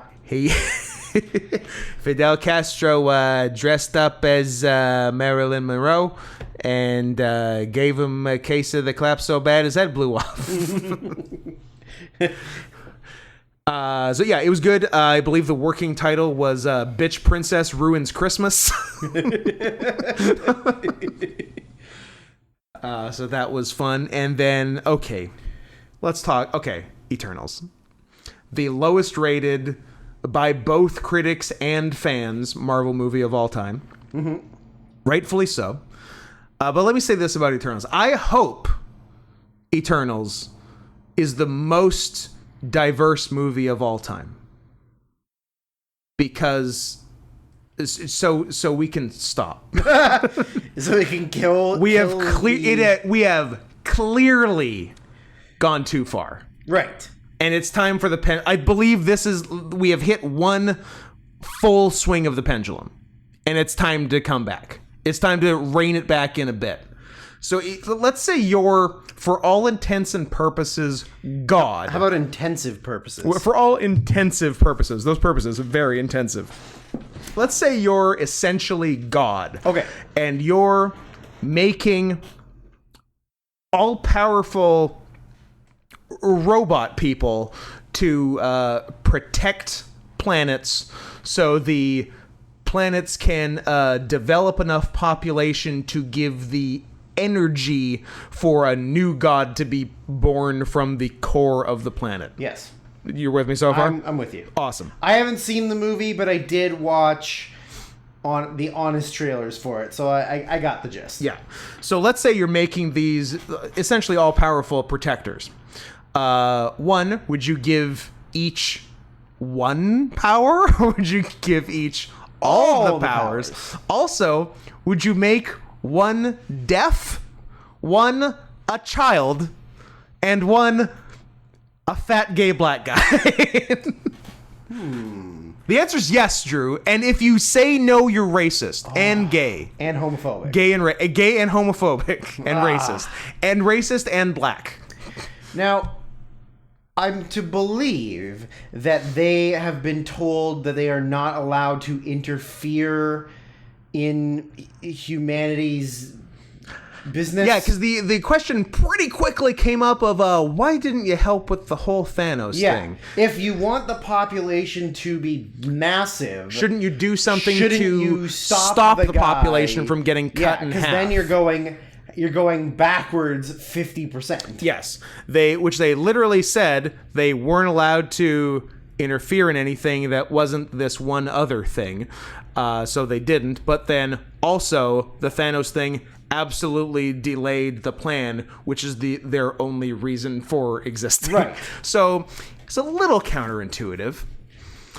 And it's almost like they threw these fuckers in really late in the game, and it was tough to retcon everything. It's as if they had written all of the other movies, and then this wasn't even on the radar, and then they were like, oh, there's a gap in the schedule, we gotta do something. It's almost like Kumail Nanjiani spent 2 years getting so jacked he looked like a different human being, and then never took his shirt off. Yeah. They give him a costume Fully that covers clothed it up. the whole time. Yeah. So you could tell he's probably jacked, but I don't know. He could have done nothing, I guess, and achieved the same effect. Yeah, I guess it's more of I guess his jawbones, his jawline looks better. You have to look good. Or you have to be physically capable in case you have to do stunts. Is probably what it was supposed to be. Not just like, okay, you're going to look big, but then we're going to put you in pajamas. Yep. And also, how about the fact that they made him an Indian Bollywood star, even though he's from Pakistan? Yep. Because why bother? Just like, you're brown. Yeah. It's fine. You know the deal. Yeah. Who are we kidding? 2 Chinese white relationships? I don't like that. I thought you might not. But you know who does like that? China. Chloe Zhao. China. Quite the what? Quite the movie trajectory she's on. What? The Rider? Yeah. Nomadland. Yeah. Eternals. Yeah. But I think they gave her Eternals before Nomadland had even, like, won anything. So she got There was just speculation, and they were like, oh, she's an Asian lady. This is what we have to do She now. got a big-budget Marvel movie off of one indie movie. Yeah. Yeah. And then in the one interim, coincidentally, won Best Picture and Best Director. Yes. Yeah. Yeah, an indie movie that no one had almost like seen winning until... Yeah, it's almost like winning Best Picture and Best Director really catapulted her to the level. So once Eternals came out, people would be more excited about it, and it was definitely an organic move and not a calculated one. That's what I'm saying. I honestly only have two important questions for you. One, I have a different important answer, unless it's one of your questions, but I bet it's not because it's very specific. One question. Yeah. Why did they kill off the Jumbo Naturals? Oh, sad. And a tragedy. And two, yeah, how important to the entire story were the Jumbo Naturals? Was my boy Dong Suk Ma? He was a puncher. Okay. Yeah. And that was the extent of his. He was fucking good at punching. Sure, but what are you asking me? Are you asking me? What's the percentage of the movie he's in? 4%. The same as the other 10 Eternals. Oh, which is 5 minutes each. Rob Madden, is that his name? Rob Madden. Oh, is that the white guy? It's the guy from Game of Thrones, who's like the main lead, who then is sort of like, fuck it, like I'm on board with all this bad stuff happening, like suck my dick. But like, isn't he and the Asian one? I think she was Asian. Aren't they more of like the leads, and then Angie's like there, and more then so, yeah. The other ones are all just sort of like, Yeah. Like the Chinese woman is the lead in the picture by the Chinese woman. Oh, gee, I wonder. And that's made for China? That's made for Chinese women. And the gay kiss is definitely cut out for China. Because there was a gay kiss. Yeah, no shit. I didn't need to tell you that. Yeah. Speaking of Game of Thrones. Richard Madden. Richard Madden. He does the shoes. No, that's Steve Madden. Gemma Chan. Is she Crazy Rich Asian? She could be a Crazy Rich Asian. She is Crazy Rich Asian. Yeah. Good for her. Adam was seeing it so he could do a review on it because that's his job, but was like not looking forward to it, knew it would be bad. But the one thing he was looking forward to based on the trailer is that he was under the impression that his boy Chris Abbott from movie he really likes, James White, is in the movie as Crazy Rich Asian's non-superhero boyfriend. And I had the sad responsibility of telling him I think that's British Chris Abbott, aka Kit Harington. And he's like, oh, Kit Harington sucks. The one person I was excited to see isn't in the movie. I thought it was going to be about Kit Harington, and that he had some kind of like Kit Harington's his type. So he was like... No, he just likes the actor Chris Abbott and thought Kit Harington was him. I guess they do look the same. They do look very similar. Like Kit just has long hair. Yeah. Like long wavy hair. But yeah, I guess facially very they similar. look the same. Yeah. Same kind of beard and all that. Yeah. So... He's also the main actor in Possessor. Yes. He's like the guy... By Lil Cronenberg? By Lil Cronenberg. Although it's pretty much like his dad directed it. Well, that's good. Yeah. I'll take it. So let's talk about Kit Harington and his Crazy Rich Asian girlfriend. So like all the Eternals have like kind of godlike mythological names. Thick hogs. And certainly thick hogs. Yeah. They're, Gamora. Stuff like that. And Krishna. Yeah, exactly. So the one that didn't... I was kind of just being racist. Yeah, but they're all exactly like that.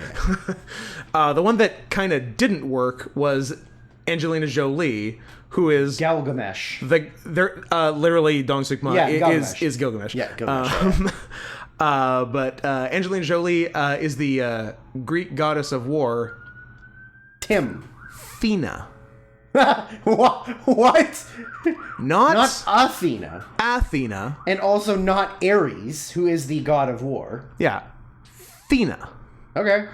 I didn't get that. I'm like, everyone else is just the name. Yeah. And like, they even address it in the movie. She's like, no, Athena. Maybe Marvel doesn't own. I was gonna say, there's got gotta be some kind of rights thing with the name Athena, because it was so weird. Yeah. It was so weird. But fuck her. Even though she looked all right. Yeah, but she's got no tits. No tits. No jumbo naturals. Yeah, all her tits went to her lips. Yeah. I've stated this before, and maybe not on the podcast, but stated. I will never forgive her. I was gonna say, I will never fuck Angelina Jolie. I will never forgive her for the movie Beowulf, where she didn't have nipples. Never. They cock teased you so hard in that trailer, like her tits are just gonna be out. Yeah. And then it was smooth as a baby's bottom. It's like when they took Jason Derulo's bulge out of Cats. Absolutely. Yeah. An equal offense. Equal offense. So, Crazy Rich Asian's name is Cersei. Okay, like Game of Thrones. Yeah, but are you familiar with like Greek mythology, Cersei? Yeah. And I was saying, if you know one thing about Cersei in Greek mythology, she likes to fuck her brother. it's that she turned men into pigs. Yeah. She has an animal TF fetish. Sure. Who doesn't? Exactly. Who doesn't? So apparently Kevin Feige. Kevin Feige.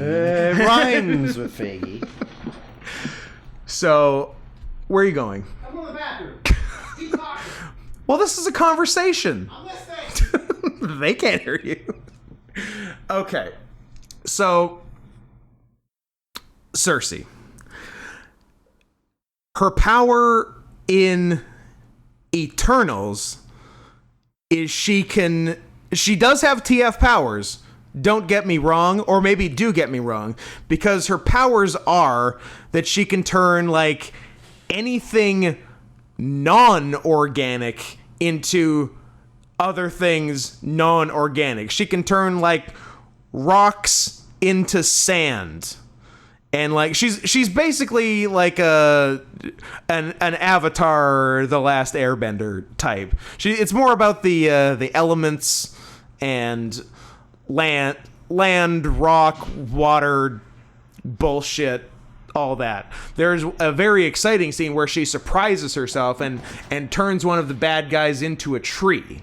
And they're like, oh, I didn't know you could do like living things. And she's like, I didn't either. And like, well, now you fucking can, bitch.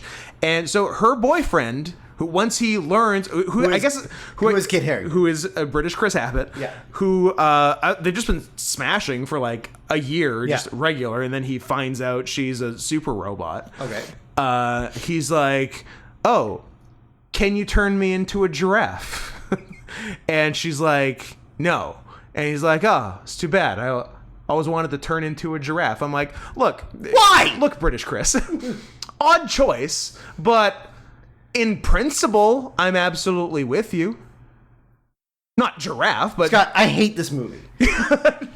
Put me in the movie as Crazy Rich Asian, and this is the whole movie. Or like after that point. Yeah. Oh, tiger. Exactly. Everyone's a tiger. So at the end, where she clearly has all the powers now, I think he asks again, and I'm like, okay, they're actually paying it off. Cunt doesn't do it. What? Hey, Cersei, bitch who turns people into pigs for a living in Greece. What are you doing? I was so mad. Also, the movie. Now I'm mad. Also, the movie was terrible, but that's what I was maddest at. Now I'm mad. Wait, as you should be. Get out of my house. Okay. Get out of my house, Steve. Get out of my house. All right, I got one more piece of the news, and then we can do the movie. Unless you have 8 or 9 more pieces of the news. I think I'm good. It should be noted that right after, like days after the last time we recorded, about how Virginia was going to blue because they struck down the gay panic law. Yep. immediately elected a Republican governor. Went red so fast. Bam. They're like, oh shit, the boys are on us. Yep. Just so fast. Went hard red. Hard red, hard R. So respect to our brothers in arms in Virginia. Brothers in arms. Gay panic. You might be the greatest atrocity ever created. And that's the news. That's the news. Want to talk about the movie? The news.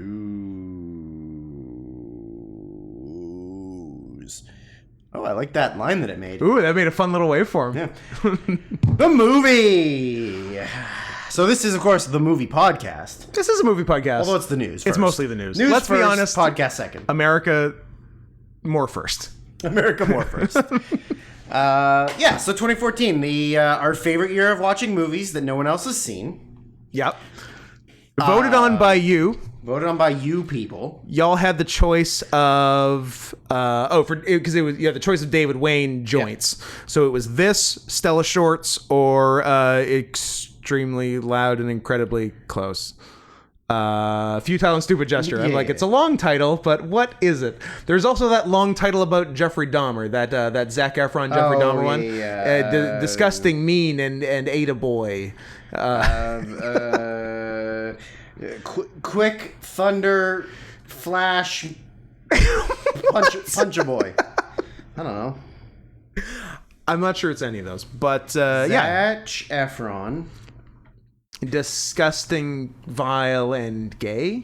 Yeah, something like that. Which, honestly, after the third word, the first two are redundant. Extremely Wicked, Shockingly Evil, and Vile. Long. Yeah. It was fine. Oh, you saw it? Yeah. Because you love Zac Efron? Did he have abs in it? Did Jeffrey Dahmer have abs? I don't think he takes his shirt off. Sad. Also, I don't know a Kumail situation. I don't know if you're aware of this, but Zac Efron is like legitimately very dumb. Yeah, because he had like some like travel log show, which sort of exposed how like low IQ he is. He's also had to go to rehab for cocaine several times. Nice. And his acting idol is Johnny Depp. Yeah, that tracks. Yeah, he's retarded. That tracks. He's retarded. Yeah. Respect. Yeah. So you people. What do you mean, you people? You know what you mean, you people. Fair enough. The gay furries that listen to us. Yeah. You chose the 2014 movie. They Came Together, which I don't think a lot of people. I'd never really heard of it. As I said, all I knew when you brought it up was I remember one person telling me, I couldn't even tell you who, saying it wasn't very good. So I was trepidatious about even putting it on the voting list, and then it won. So I'm like, all right, I guess we're doing it. And really over-delivered. Yeah. Very funny movie. Yeah, there was a lot of good out loud laughs. Yeah. For sure, there was a lot of good out loud laughs. Yeah, I really enjoyed it. It was fun. Yeah, it was there was some childish humor that kind of missed. Yeah, there's a couple of like lame joke misses, which is inevitable in all but the very best comedies. Well, yeah, like you're throwing so much out there, not everything's going to be hilarious. I think even Wet Hot has a few. Yeah, it has misses. A few misses. Yeah, like, nothing's really perfect. Yeah. But the quality was actually like really good. Like there was a lot of times that I like laughed pretty loud. Yeah. Because it was much better than I expected it. Yeah, well, I mean, we had a good laugh in like the first couple lines because the framing of the movie is Paul Rudd and Amy Poehler talking to their friends Bill Hader and Ellie Kemper at dinner about how they met and how it's like a stupid romantic comedy. Yeah. And like Paul Rudd said one thing about him, Amy Poehler said one thing about her, and then they're like, when there was another character that was just as important as us, New York City. It's like New York City was another character. We're like, yes, this is good. And that does get brought up several times over the course of the movie. And like you can definitely tell this is a David Wayne, Michael Showalter joint. Yeah. Like it's that kind of writing, it's that kind of vibe. It's 13 years apart from Wet Hot, but still very similar in style. Yes. Yeah.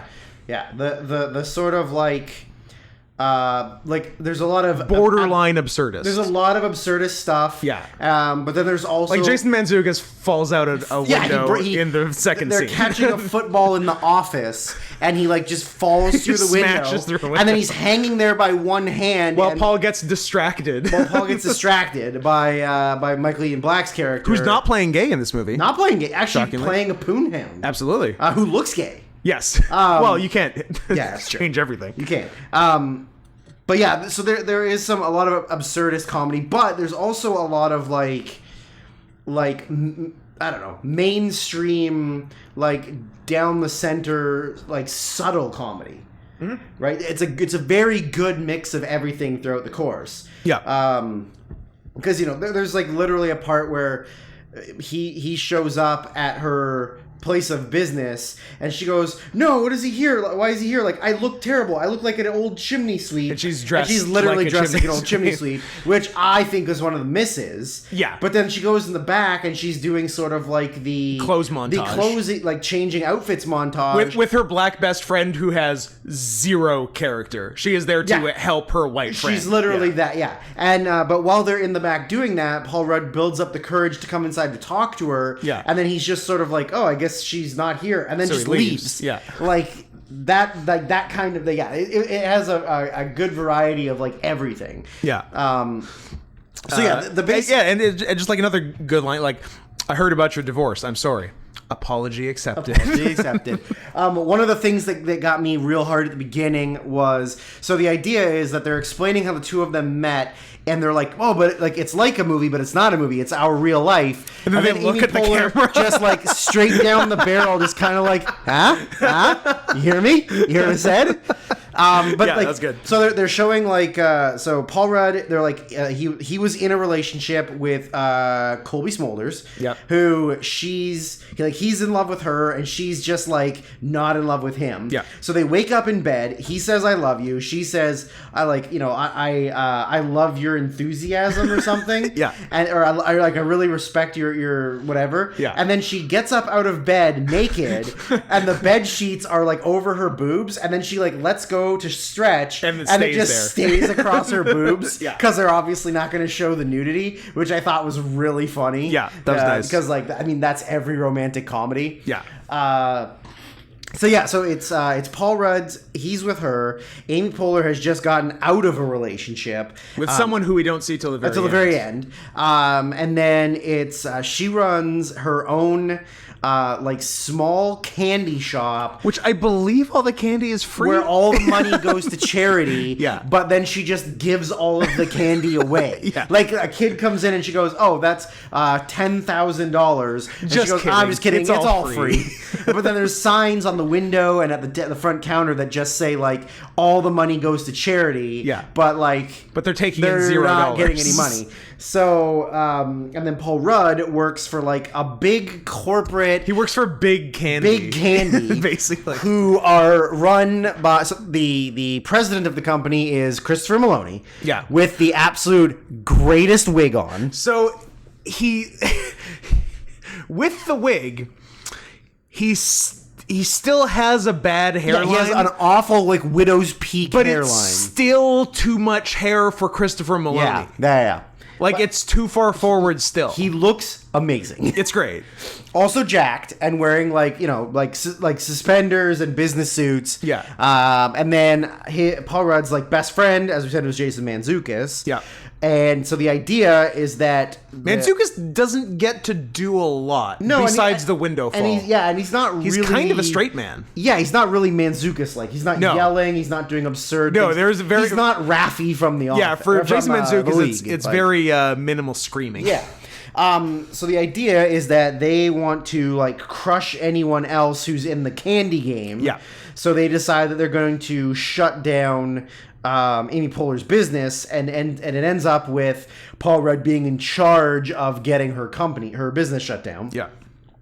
So, but meanwhile, it turns out that Michael Ian Black has been fucking his girlfriend behind his back for a year. Yeah. Which leads to a very absurd scene where he comes home and can clearly hear sex happening, but he's just sort of like, you know, like oblivious to the whole thing. They like come out of the bathroom fucking, they land on the bed. He's standing like facing away from them, like getting up the courage to tell her something, and then he turns around to be surprised that they're fucking. Yeah. Which is really really ridiculous. There's also a part like right before that where they're in the office and Michael Ian Black's like when he's just distracting Paul Rudd, and he just kind of says like, "Hey, is your girlfriend Tiffany home alone right now?" And he goes, "Yeah, she should be." And he goes, "Oh, okay." And then he just reaches into like a candy dish that has unwrapped condoms, loose condoms. He just picks one up on his finger and kind of like twirls it as he leaves the room. Yeah. And then they cut back to the two couples having dinner,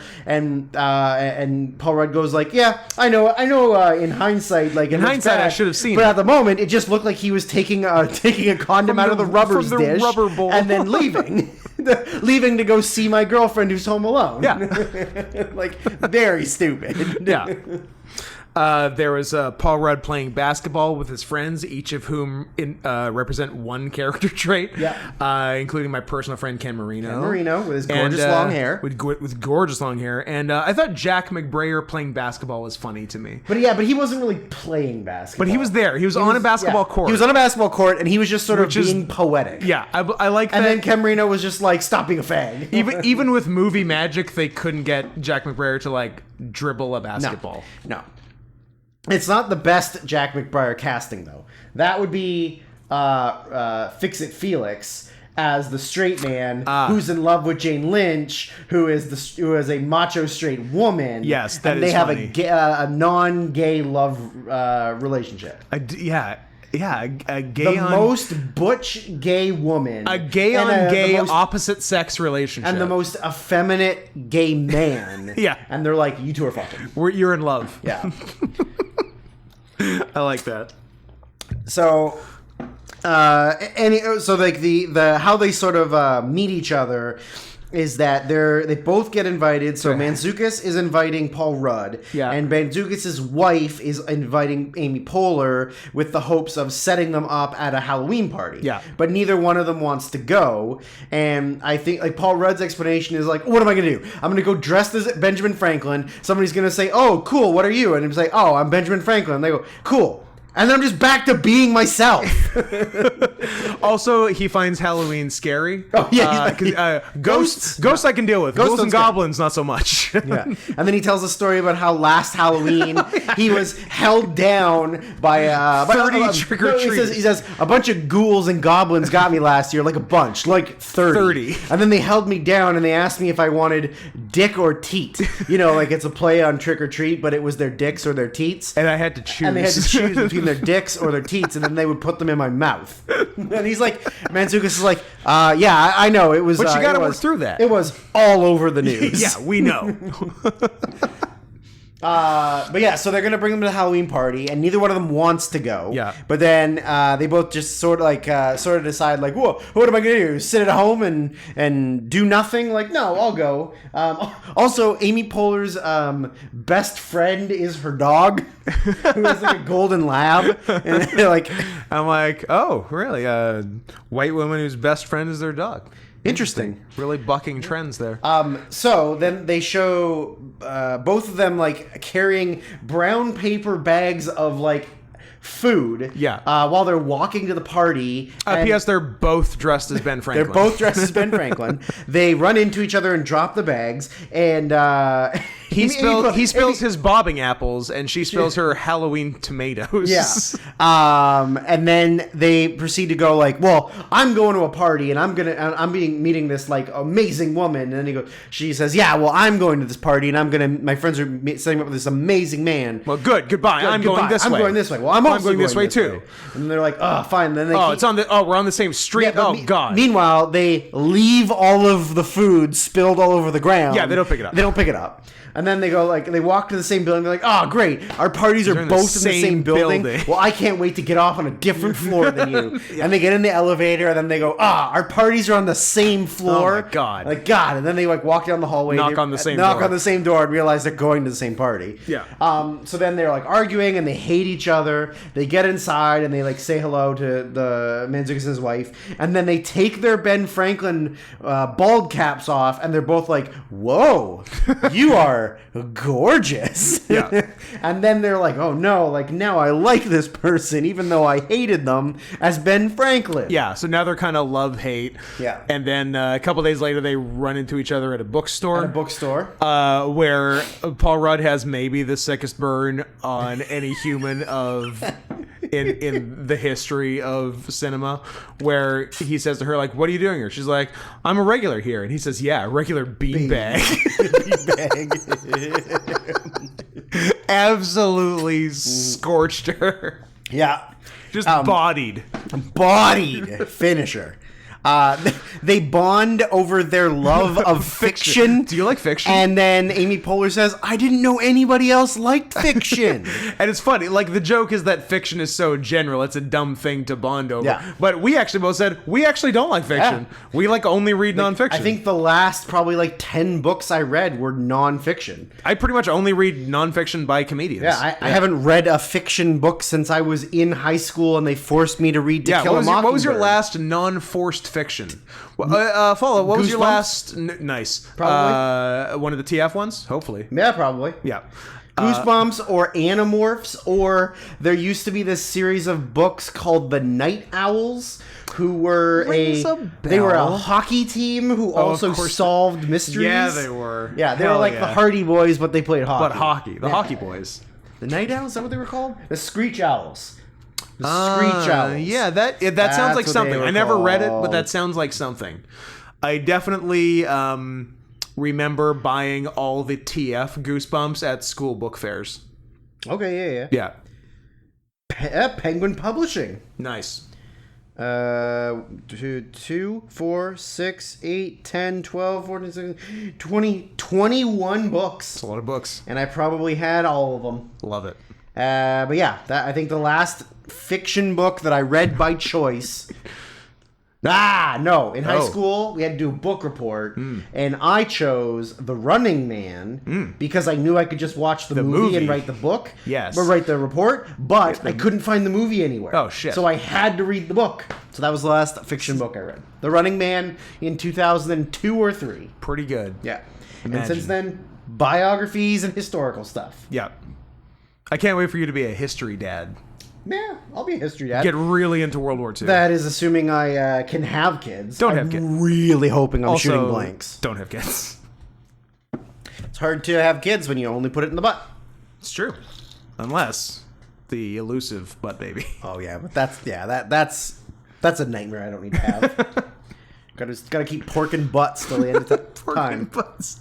Signing racks and porking butts. That's the lifestyle. Put their nylon stockings in his butthole. R.I.P. to a king. Mm-hmm. Tom Likas. Also not dead. But I think off the air. You don't know. He could still be on the air. Where were we? So yeah, so they get over being annoyed with each other and start to like each other. She she takes him to meet her parents, which I didn't know where they go. I was wondering if they just do a full like meet the parents parody, or like if the parents would literally just be Robert De Niro and Blythe Danner. I thought that'd be funny. That would be funny. But what they did was also funny, where the second her mom gets alone with Paul Rudd, she like takes her top off down to like just sort of a bra, and asks to fuck him, and and he's like, no, I can't. I love your daughter. I'm in love with your daughter. And then Amy Poehler and her dad pop out from the curtain, and they're like, "You passed the test." "Oh, he passed the test." And then the dad says, You don't know how many of her former boyfriends. I watched my wife over that, dinette, and just slide it in her from behind. And Paul's like, can I take the test again? Can I change my? I want to fuck your mom. I want to fuck your mom. And then there's a little awkwardness at the dinner table where it turns out her parents are white supremacists. Yep, they're all about keeping the bloodlines pure. Yep. Which definitely doesn't come back later at a wedding. In a lovely visual joke. Yep. Tom Likas has been off the air since October 2018. Sad. He claimed that he was going to have some form of podcast behind a paywall because of the freeloaders who never supported his premium Tom paid podcast subscriptions. They didn't call 1 Tom 100 Tom 100 Tom? Nope, but now it's done. It's done. He's never coming back. Damn. He's never coming back. I'm going to buy new copies of the Screech Owls. Good. Just put them up here. Everyone to see. So then what the next big plot thing was he gets mad about her not telling him that her parents Yeah, they get in a fight about that, and then she's mad that he works for the company that's trying to shut her down, and they basically break up. Yeah. And then he goes back to banging Colby Smulders. Yeah, and she goes back to Ed Helms. Yeah, Ed Helms, who was her accountant. Whose name is Egbert Flaps. Egbert Flaps.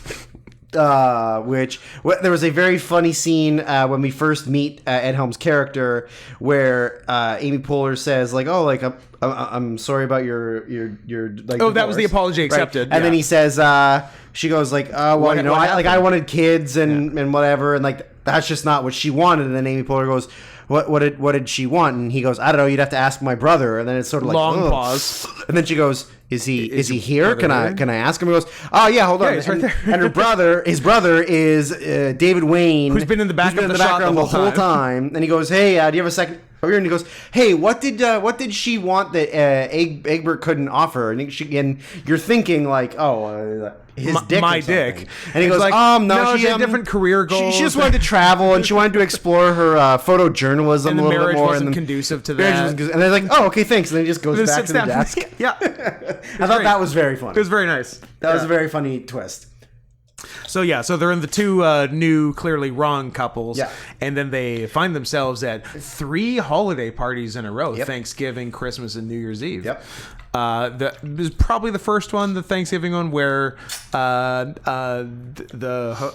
guess Manzuka's wife said, "I'm gonna go get dessert. Does anyone want coffee?" And then everyone puts in very complicated. Ed Helms, I believe, asked for two cream, no coffee. Yeah, Ed Helms has my new favorite coffee order: double cream, no coffee. Double cream, no coffee. Good cat order. Yeah. That's like a really conservative Christian thing to order. Yeah. Like, I'll have a non-caffeinated, non-coffeed vanilla soybean latte, I'll have please. a slice of white bread with a glass of water on the side for dipping. Yeah. I want a coffee, but there better not be any coffee if I see any coffee in it. Which Starbucks is good at that, honestly. They're good at doing non-coffee coffee. Yeah. Not to get off topic, and also this is only for you and I, Sex. You need to go to Blends. Do I? And get one of their new holiday hot chocolates. Yeah? They are both amazing. What are they? Describe them. You know what? You keep talking. I'm going to look it up. I don't want to fuck up the name of them.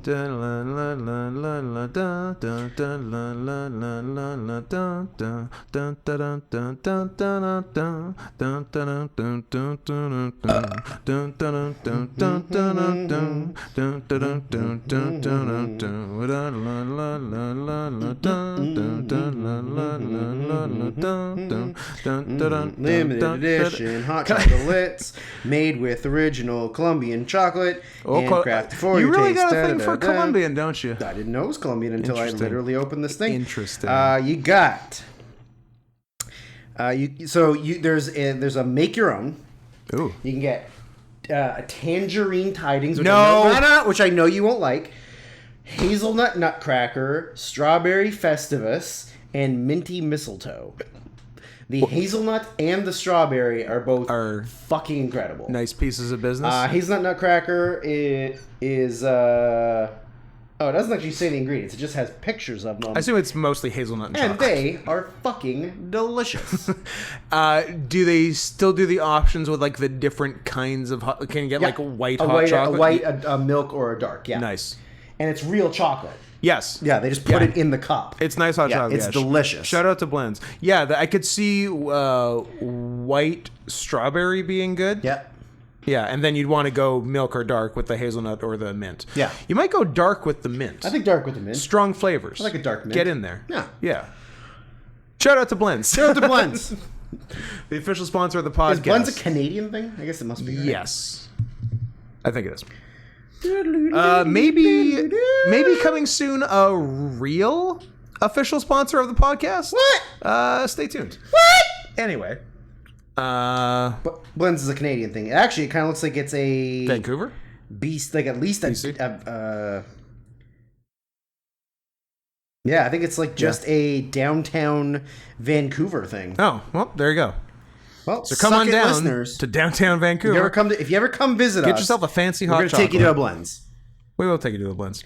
Even though it's like bottom percentage of the coffee you can get in Vancouver. Yeah, but nice hot chocolate. Their hot chocolates are delicious. Yeah.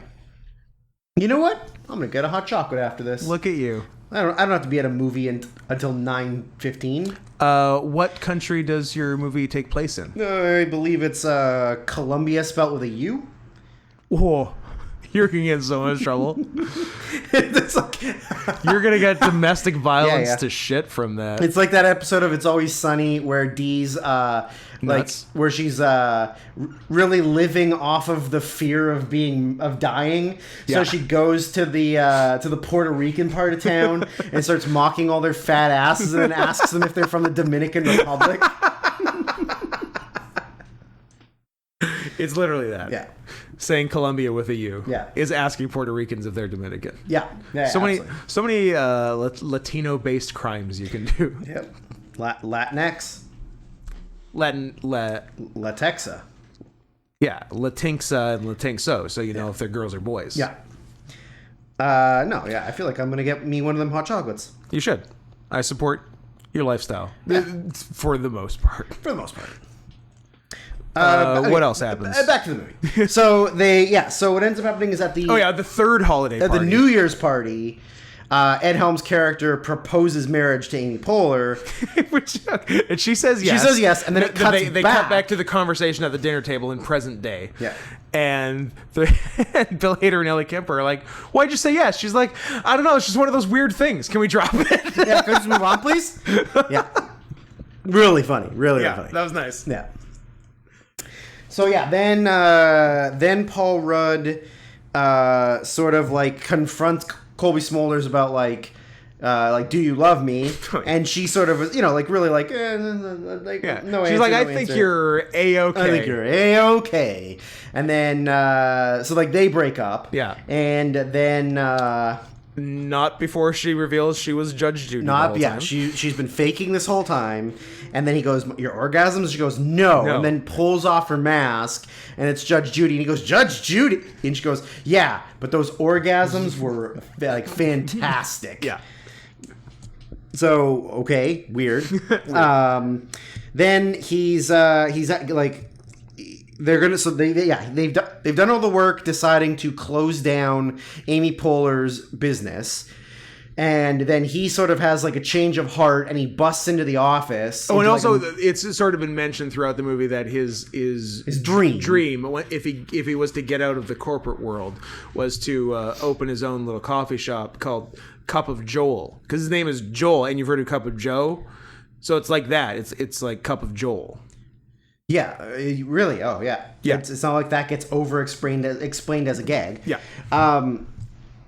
So he busts in and tells them, like, no, instead of being a big corporate business like company who tries to shut everybody else down, why can't there be two candy companies? You should help them. And so which Christopher Maloney just kind of like, yeah, you're right. Why do we have to shut everybody down? You know what? I'm giving you the promotion in the corner office, and Michael Ian Black, you're fired. And then there's like, what is it? Like the Dick Grabber? What was it called? The Dick Ricker account. Dick Ricker account was what he was originally working on, but then got given to Michael Ian Black so that he could do the Amy Poehler business. And then the Dick Ricker comes in. They're standing on either side of Christopher Maloney. And he grabs Dick Ricker's right hand and puts it in front of him. And then he grabs Paul Rudd's left hand and just puts the back of his hand together and makes them shake hands. It was great. Like, that was one of the most David Wayne things in the movie. Yeah. Like, he loves just weird shit like that. Yeah, he does. He's a weird fucking guy. Yeah. So yeah, but then he goes like, "Hey, where's like whatever Jason Mantzoukas' character, Bob?" Yeah. He says, "Where's Bob?" And he goes, "Oh, he's at her wedding. I thought you knew." And he goes, "What?" "Oh yeah, she's getting married in like 20 minutes." So he he's on his way to the marriage, and there's like a small thing where Amy Poehler, like earlier on, didn't know if Paul Rudd was the one. Oh, yeah. And her black friend who's only there to help her, said, like, "Why don't you just change something about your appearance and see if he mentions it? And if he mentions it, he's the one." So then she shows up to their date wearing a Groucho Marx. Yeah, like the glasses, big fake nose, the mustache, the eyebrows, and he goes like, "Oh, you changed something about yourself." And she's like, "Oh, really? You know?" Yeah, he's like, "Yeah, you're wearing Groucho glasses." And she's like, "Oh, you noticed." So then at the wedding, she has that on under the veil. So Ed Helm like moves the veil and then just kind of goes like, "Oh, there's my like, notice anything? There's my beautiful lady. Notice anything? You look great. You look great." And so then she knows it's not the one. Yeah. So she storms out. Runaway bride. Paul Rudd shows up at the wedding and after she's and left. is like, "Where is she?" And Ed Helm goes, "I don't know where she is, but she's not here. She left." And then he goes, "Wait a minute. I know where she is. Everybody follow me." So they like rush out. Because they had a conversation earlier. She said, if I ever... whatever, like this very specific situation. Like if I've ever stormed out of and nobody knows where I am, I'm definitely here. Like I know where I definitely go. And he's like, "Boston?" And she's like, "No, the Brooklyn Promenade." Yeah. So he forgets how the conversation went, and they go to Boston. They go to a street in New York that they've just put like Celtics, Red Sox stuff. There's two guys on the street, one yelling Celtics, one yelling Sox, and then on the pole they've just put like no packet. Like Fenway, like there, and then just says packing. It's like very funny. And then they go, "Oh wait a minute, oh wait, I know she is." So they run to Brooklyn, and they're like, "Oh, I thought she'd be here." And then they're like, "Damn it!" And then just like from the corner, you hear her say like, "I am here," and she's got her wedding dress on with like with luggage. And she's like, "No, I realized I can't be here. I have to get on this plane and leave." And then Paul Rudd confesses his love for her and that he wants to be with her. And then just when they're about to kiss, you just hear like from the background, like, "Wait, hold on a second." And like through the crowd of people comes Jeffrey Dean Morgan, who is her ex-boyfriend who was cheating on her. And he's like, "Listen, I still love you. I want to get back together. I want to be with you. Like, I love you." And she just goes like, "No, I don't want to get back with you. I love him." And then he goes, "Okay." And he just turns around and leaves. And then he gets like further away and he yells something again, right? Yeah. He yells something, whatever. So then they go back to it, and then more interrupters. Her sister and her son, who had like only been in one scene, and then disappeared for the whole movie, is like, "Your crazy ex-husband got out of jail, and he heard about it about Joel, and he's on his way to kill him." And then just from this maniac with a sword from the same place that Jeffrey Dean Morgan just came from, comes Michael Shannon with a samurai sword, and he just comes running with it over his head. Yep. He runs up to Paul Rudd and says, "I'm gonna kill you, buddy." And then they have like a really... And Shannon like is unhinged for Shannon. For Michael Shannon, this is like top level crazy Michael Shannon. He's going for it. So then they have this like really very funny, silly fight, really absurd fight scene with like block, punch to the stomach, and then like block, punch to the stomach, and then they get in this they brawl around, and then Paul Rudd like gives him the old like punch, and then just like kisses his finger and flicks him in the forehead, falls over. No, and Michael Shannon like falls down. And then cops come. Everybody celebrates. Cops come. Arrest him. They arrest him. The female cop says, "Thanks, Joel," as if they know each other. And then like, "You're going back to jail where you deserve." But so like they didn't cuff him or anything. No. So they have this. Everybody kind of like gathers back around them, and then in the background you can see him struggling to get away from the male cop. He does. Then they shove each other. Then he knocks the cop's hat off, and the cop pulls out the gun and shoots him point blank in the head. It's so good. And it just like dies. It was our biggest laugh of the movie, I think. Like Michael Shannon shot point blank in the face was unbelievable. Yeah, it was amazing. Yeah. So then they get married. Like if fast forwards, they get married. Then it goes back to the dinner. Yeah. Where they're like, wow, that story really was like a movie, but it's real life. And then they go, well, then why are you getting divorced? Yeah. And they're like, well, Cup of Joel was kind of more of a concept than a real business. Yeah, and like the shutting down her business didn't really help. And also, my business was kind of nothing actually. And like, her son, even though he needed a new dad in his life, he had a lot of trauma from seeing his dad his real dad get shot point blank in the face by a cop. And so we realized that we're just better off as friends than we are as a couple. And they're like, oh, okay. And then Bill Hader kind of goes like, hey, yeah, this story's really made me think that like I don't want to be with you anymore, and I never want to see you again. Never saw you again. And she's sort of like laughing. She's like, no, he's just joking. And then he's like, and Bill Hader's deadpan serious. He goes, no, I'm just kidding. I was just kidding. It was just really funny after hearing their story about how they weren't in love anymore. I just thought it was really funny if I said that. And then like that's the end. And then Rudd and Poehler go like, want to give it another try? Yeah, and like that's it. That's the end. So. Yeah, but yeah, like, very pleasantly surprised with it. Lots of good laughs. Lots of good laughs. Great cast. Like all these people we love. Yep. Yeah. So whoever told you it was bad is stupid. Yeah, I would love to remember who that was and punish them. Punish them by shitting in their toilet after you've eaten Chipotle. I'm spoiler. Round 2 is coming right after the show. We didn't even talk about the Christopher Maloney thing that was that whole purpose. Oh, yeah. At the Halloween Halloween party, he's in like a superhero costume. But like a really high-end looking It looks good. Yeah, costume. it's a Shazam type. Yeah.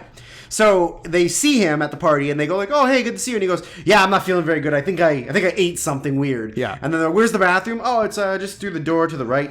"Okay, thank you." And so he goes to the bathroom, locks the door, and then like, but it's like a one piece zip from zip behind up the back, superhero costume, and he can't get it. Yeah. Long story short, he shits himself. Like fully shits himself. Yeah, and then the next somehow scene, manages to get it off. Yeah, the next scene is him sitting back on the couch in a shower cap and bathrobe, and Kenan Thompson asking him like, "Hey, why is your costume sitting on the bathroom floor covered in shit?"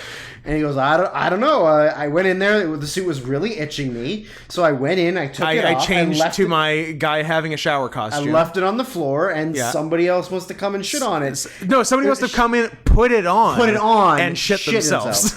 And then Kenan Thompson goes like, "No, like, but then why is there shit all over the hand towels?" And Manzuka's wife goes, "No, the hand towels are decorative." And then he goes, Manzuka goes like, "We just bought those. They're brand new." Yeah. And then Maloney like doubles down, blames everyone, and leaves. And then like as you should. When you get like absolutely busted on something, never admit guilt, double down, get the fuck out of there. That's the move. Out Maloney, of sight, out of mind. King. Out of sight, out of mind. Yeah, absolutely, Maloney King. Law and Order, Organized Crime, Thursdays at 10 on NBC. Beef.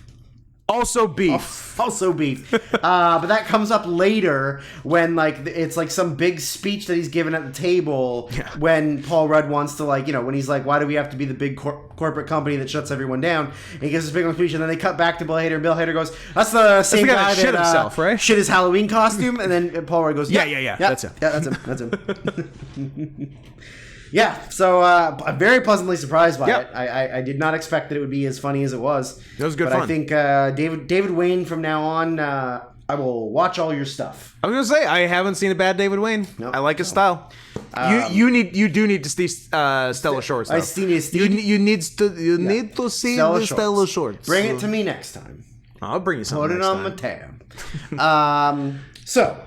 We already know what next week's is going to be. We gave y'all the option of what? Michael Shannon, Amy Poehler, John Stamos, who has a nice little cameo, along with Nora Jones. Nora Jones singing a song for the movie that they show like Nora Jones, whatever records, whatever blah blah. Yeah. Then it shows her in the studio recording the song with John Stamos and Adam Scott.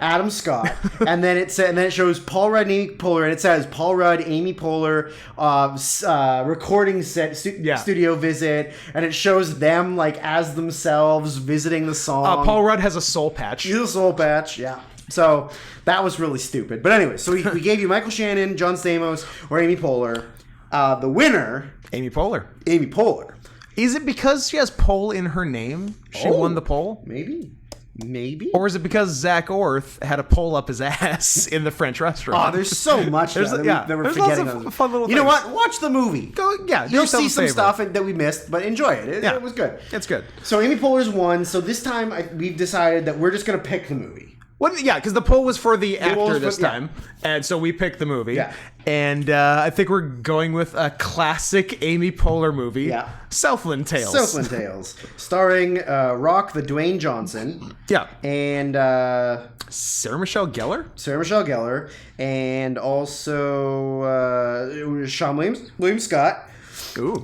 Justin Timberlake. All the hits. So that will be our next one, and then that sort of got us away from the Wayne-verse. Yeah. So now we can do regular movies that aren't David Wayne movies. But the director of Southland Tales has a very limited... Richard Kelly. Very limited... filmography as far as movies. So we're not going to leave the next vote to you people, is what we're saying. We kind of think that we know what will get chosen. There's basically... So we're doing Southland Tales. That basically leaves two other Richard Kelly movies. Yes. That leaves Donnie Darko and The Box. The Box. And I think if we did a poll, people are picking Donnie Darko. I think so too. So we're not going to do that. So we're going just to do The Box. Going to pick The Box. Yeah. So, do we want to just do the poll for The Box? We'll do the poll for actors stemming from The Box. Okay, so we've got some options. I guess if you... Like, the main actors are Cameron Diaz, James Marsden, and Frank Langella. I mean, Frank for sure. Frank's on the list for sure. But then you also get Gillian Jacobs. Ooh. You get... I like Gilly. Well, actually, you know what? Not Those a lot are of the other ones? options. Do we do those James four? Reborn. Oh, I like a James R.I.P. Reborn. Oh yeah, sad. They finally killed Dexter's dad. Yeah, that's it. I think everybody else is like no names and fillers. So what do we do? Frank. I think let's just do the three leads. Frank Diaz Marsden. Yeah. Okay. Yeah. Let's do that. Let's do Cameron Diaz, James Marsden, Frank Langella. Done. I know. I hope it gets wins. Me too. So don't disappoint us. Don't disappoint us. Don't let us down. Yeah. But yeah, that's it. That was I think that's it. What? How are we for time? We good? 2:20. Oh, Child's Play. 2:21. Child's Play 2. It just turned. Ooh, it just turned. See. Honestly, less than I thought. Yeah, me too. We ran out of steam for a while.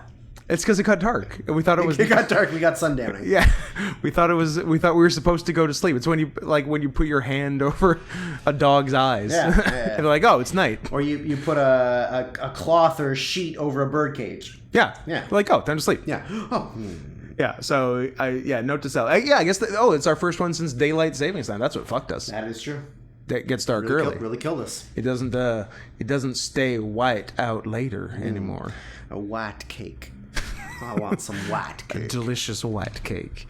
That seems like all of that. Do you have anything? Do you have any? That and a bag of do you have any candy. Formal apologies to make to the people for making them miss 2 full weeks of shows? No, because you could have still recorded stuff on your own. I did, but well, that's on you. Only for a minute at a time. That's on you, Butterface. You know what Frank Langella's in? Frost. Draft day. You know what? It could be a draft day if everything falls into place correctly. Yeah. It could be time for your. we can fit your weekly viewing of draft day into the podcast. Absolutely. Absolutely. That's true. So yeah, we'll see how that plays out. Anyways. Don't blow this for us, guys. We're trying to have a nice time over here. Drew's trying to pretend he doesn't have an autoimmune disorder, and we're just trying to live our lives. All right. All right. Shut it off. Follow us on social media and give us some money. I would do neither of those things if I heard you ask it like that. That was squeaky voice teen from The Simpsons. I did not like him. Oh. Not my favorite character. But what if I talk like this and say, follow us at Not Scott Henson and at Syrian Soft Paws on Twitter. Go ahead and send us a fat wad of cash. Did you almost forget what my Twitter handle was? No. Send us a fat wad of cash to paypal.me/not Scott Henson and not the other guy in New Mexico who got way too much of my money. I hope you're ready for Southland Tales, because it's weird. I can't believe you had the hiccups twice over the course of this podcast.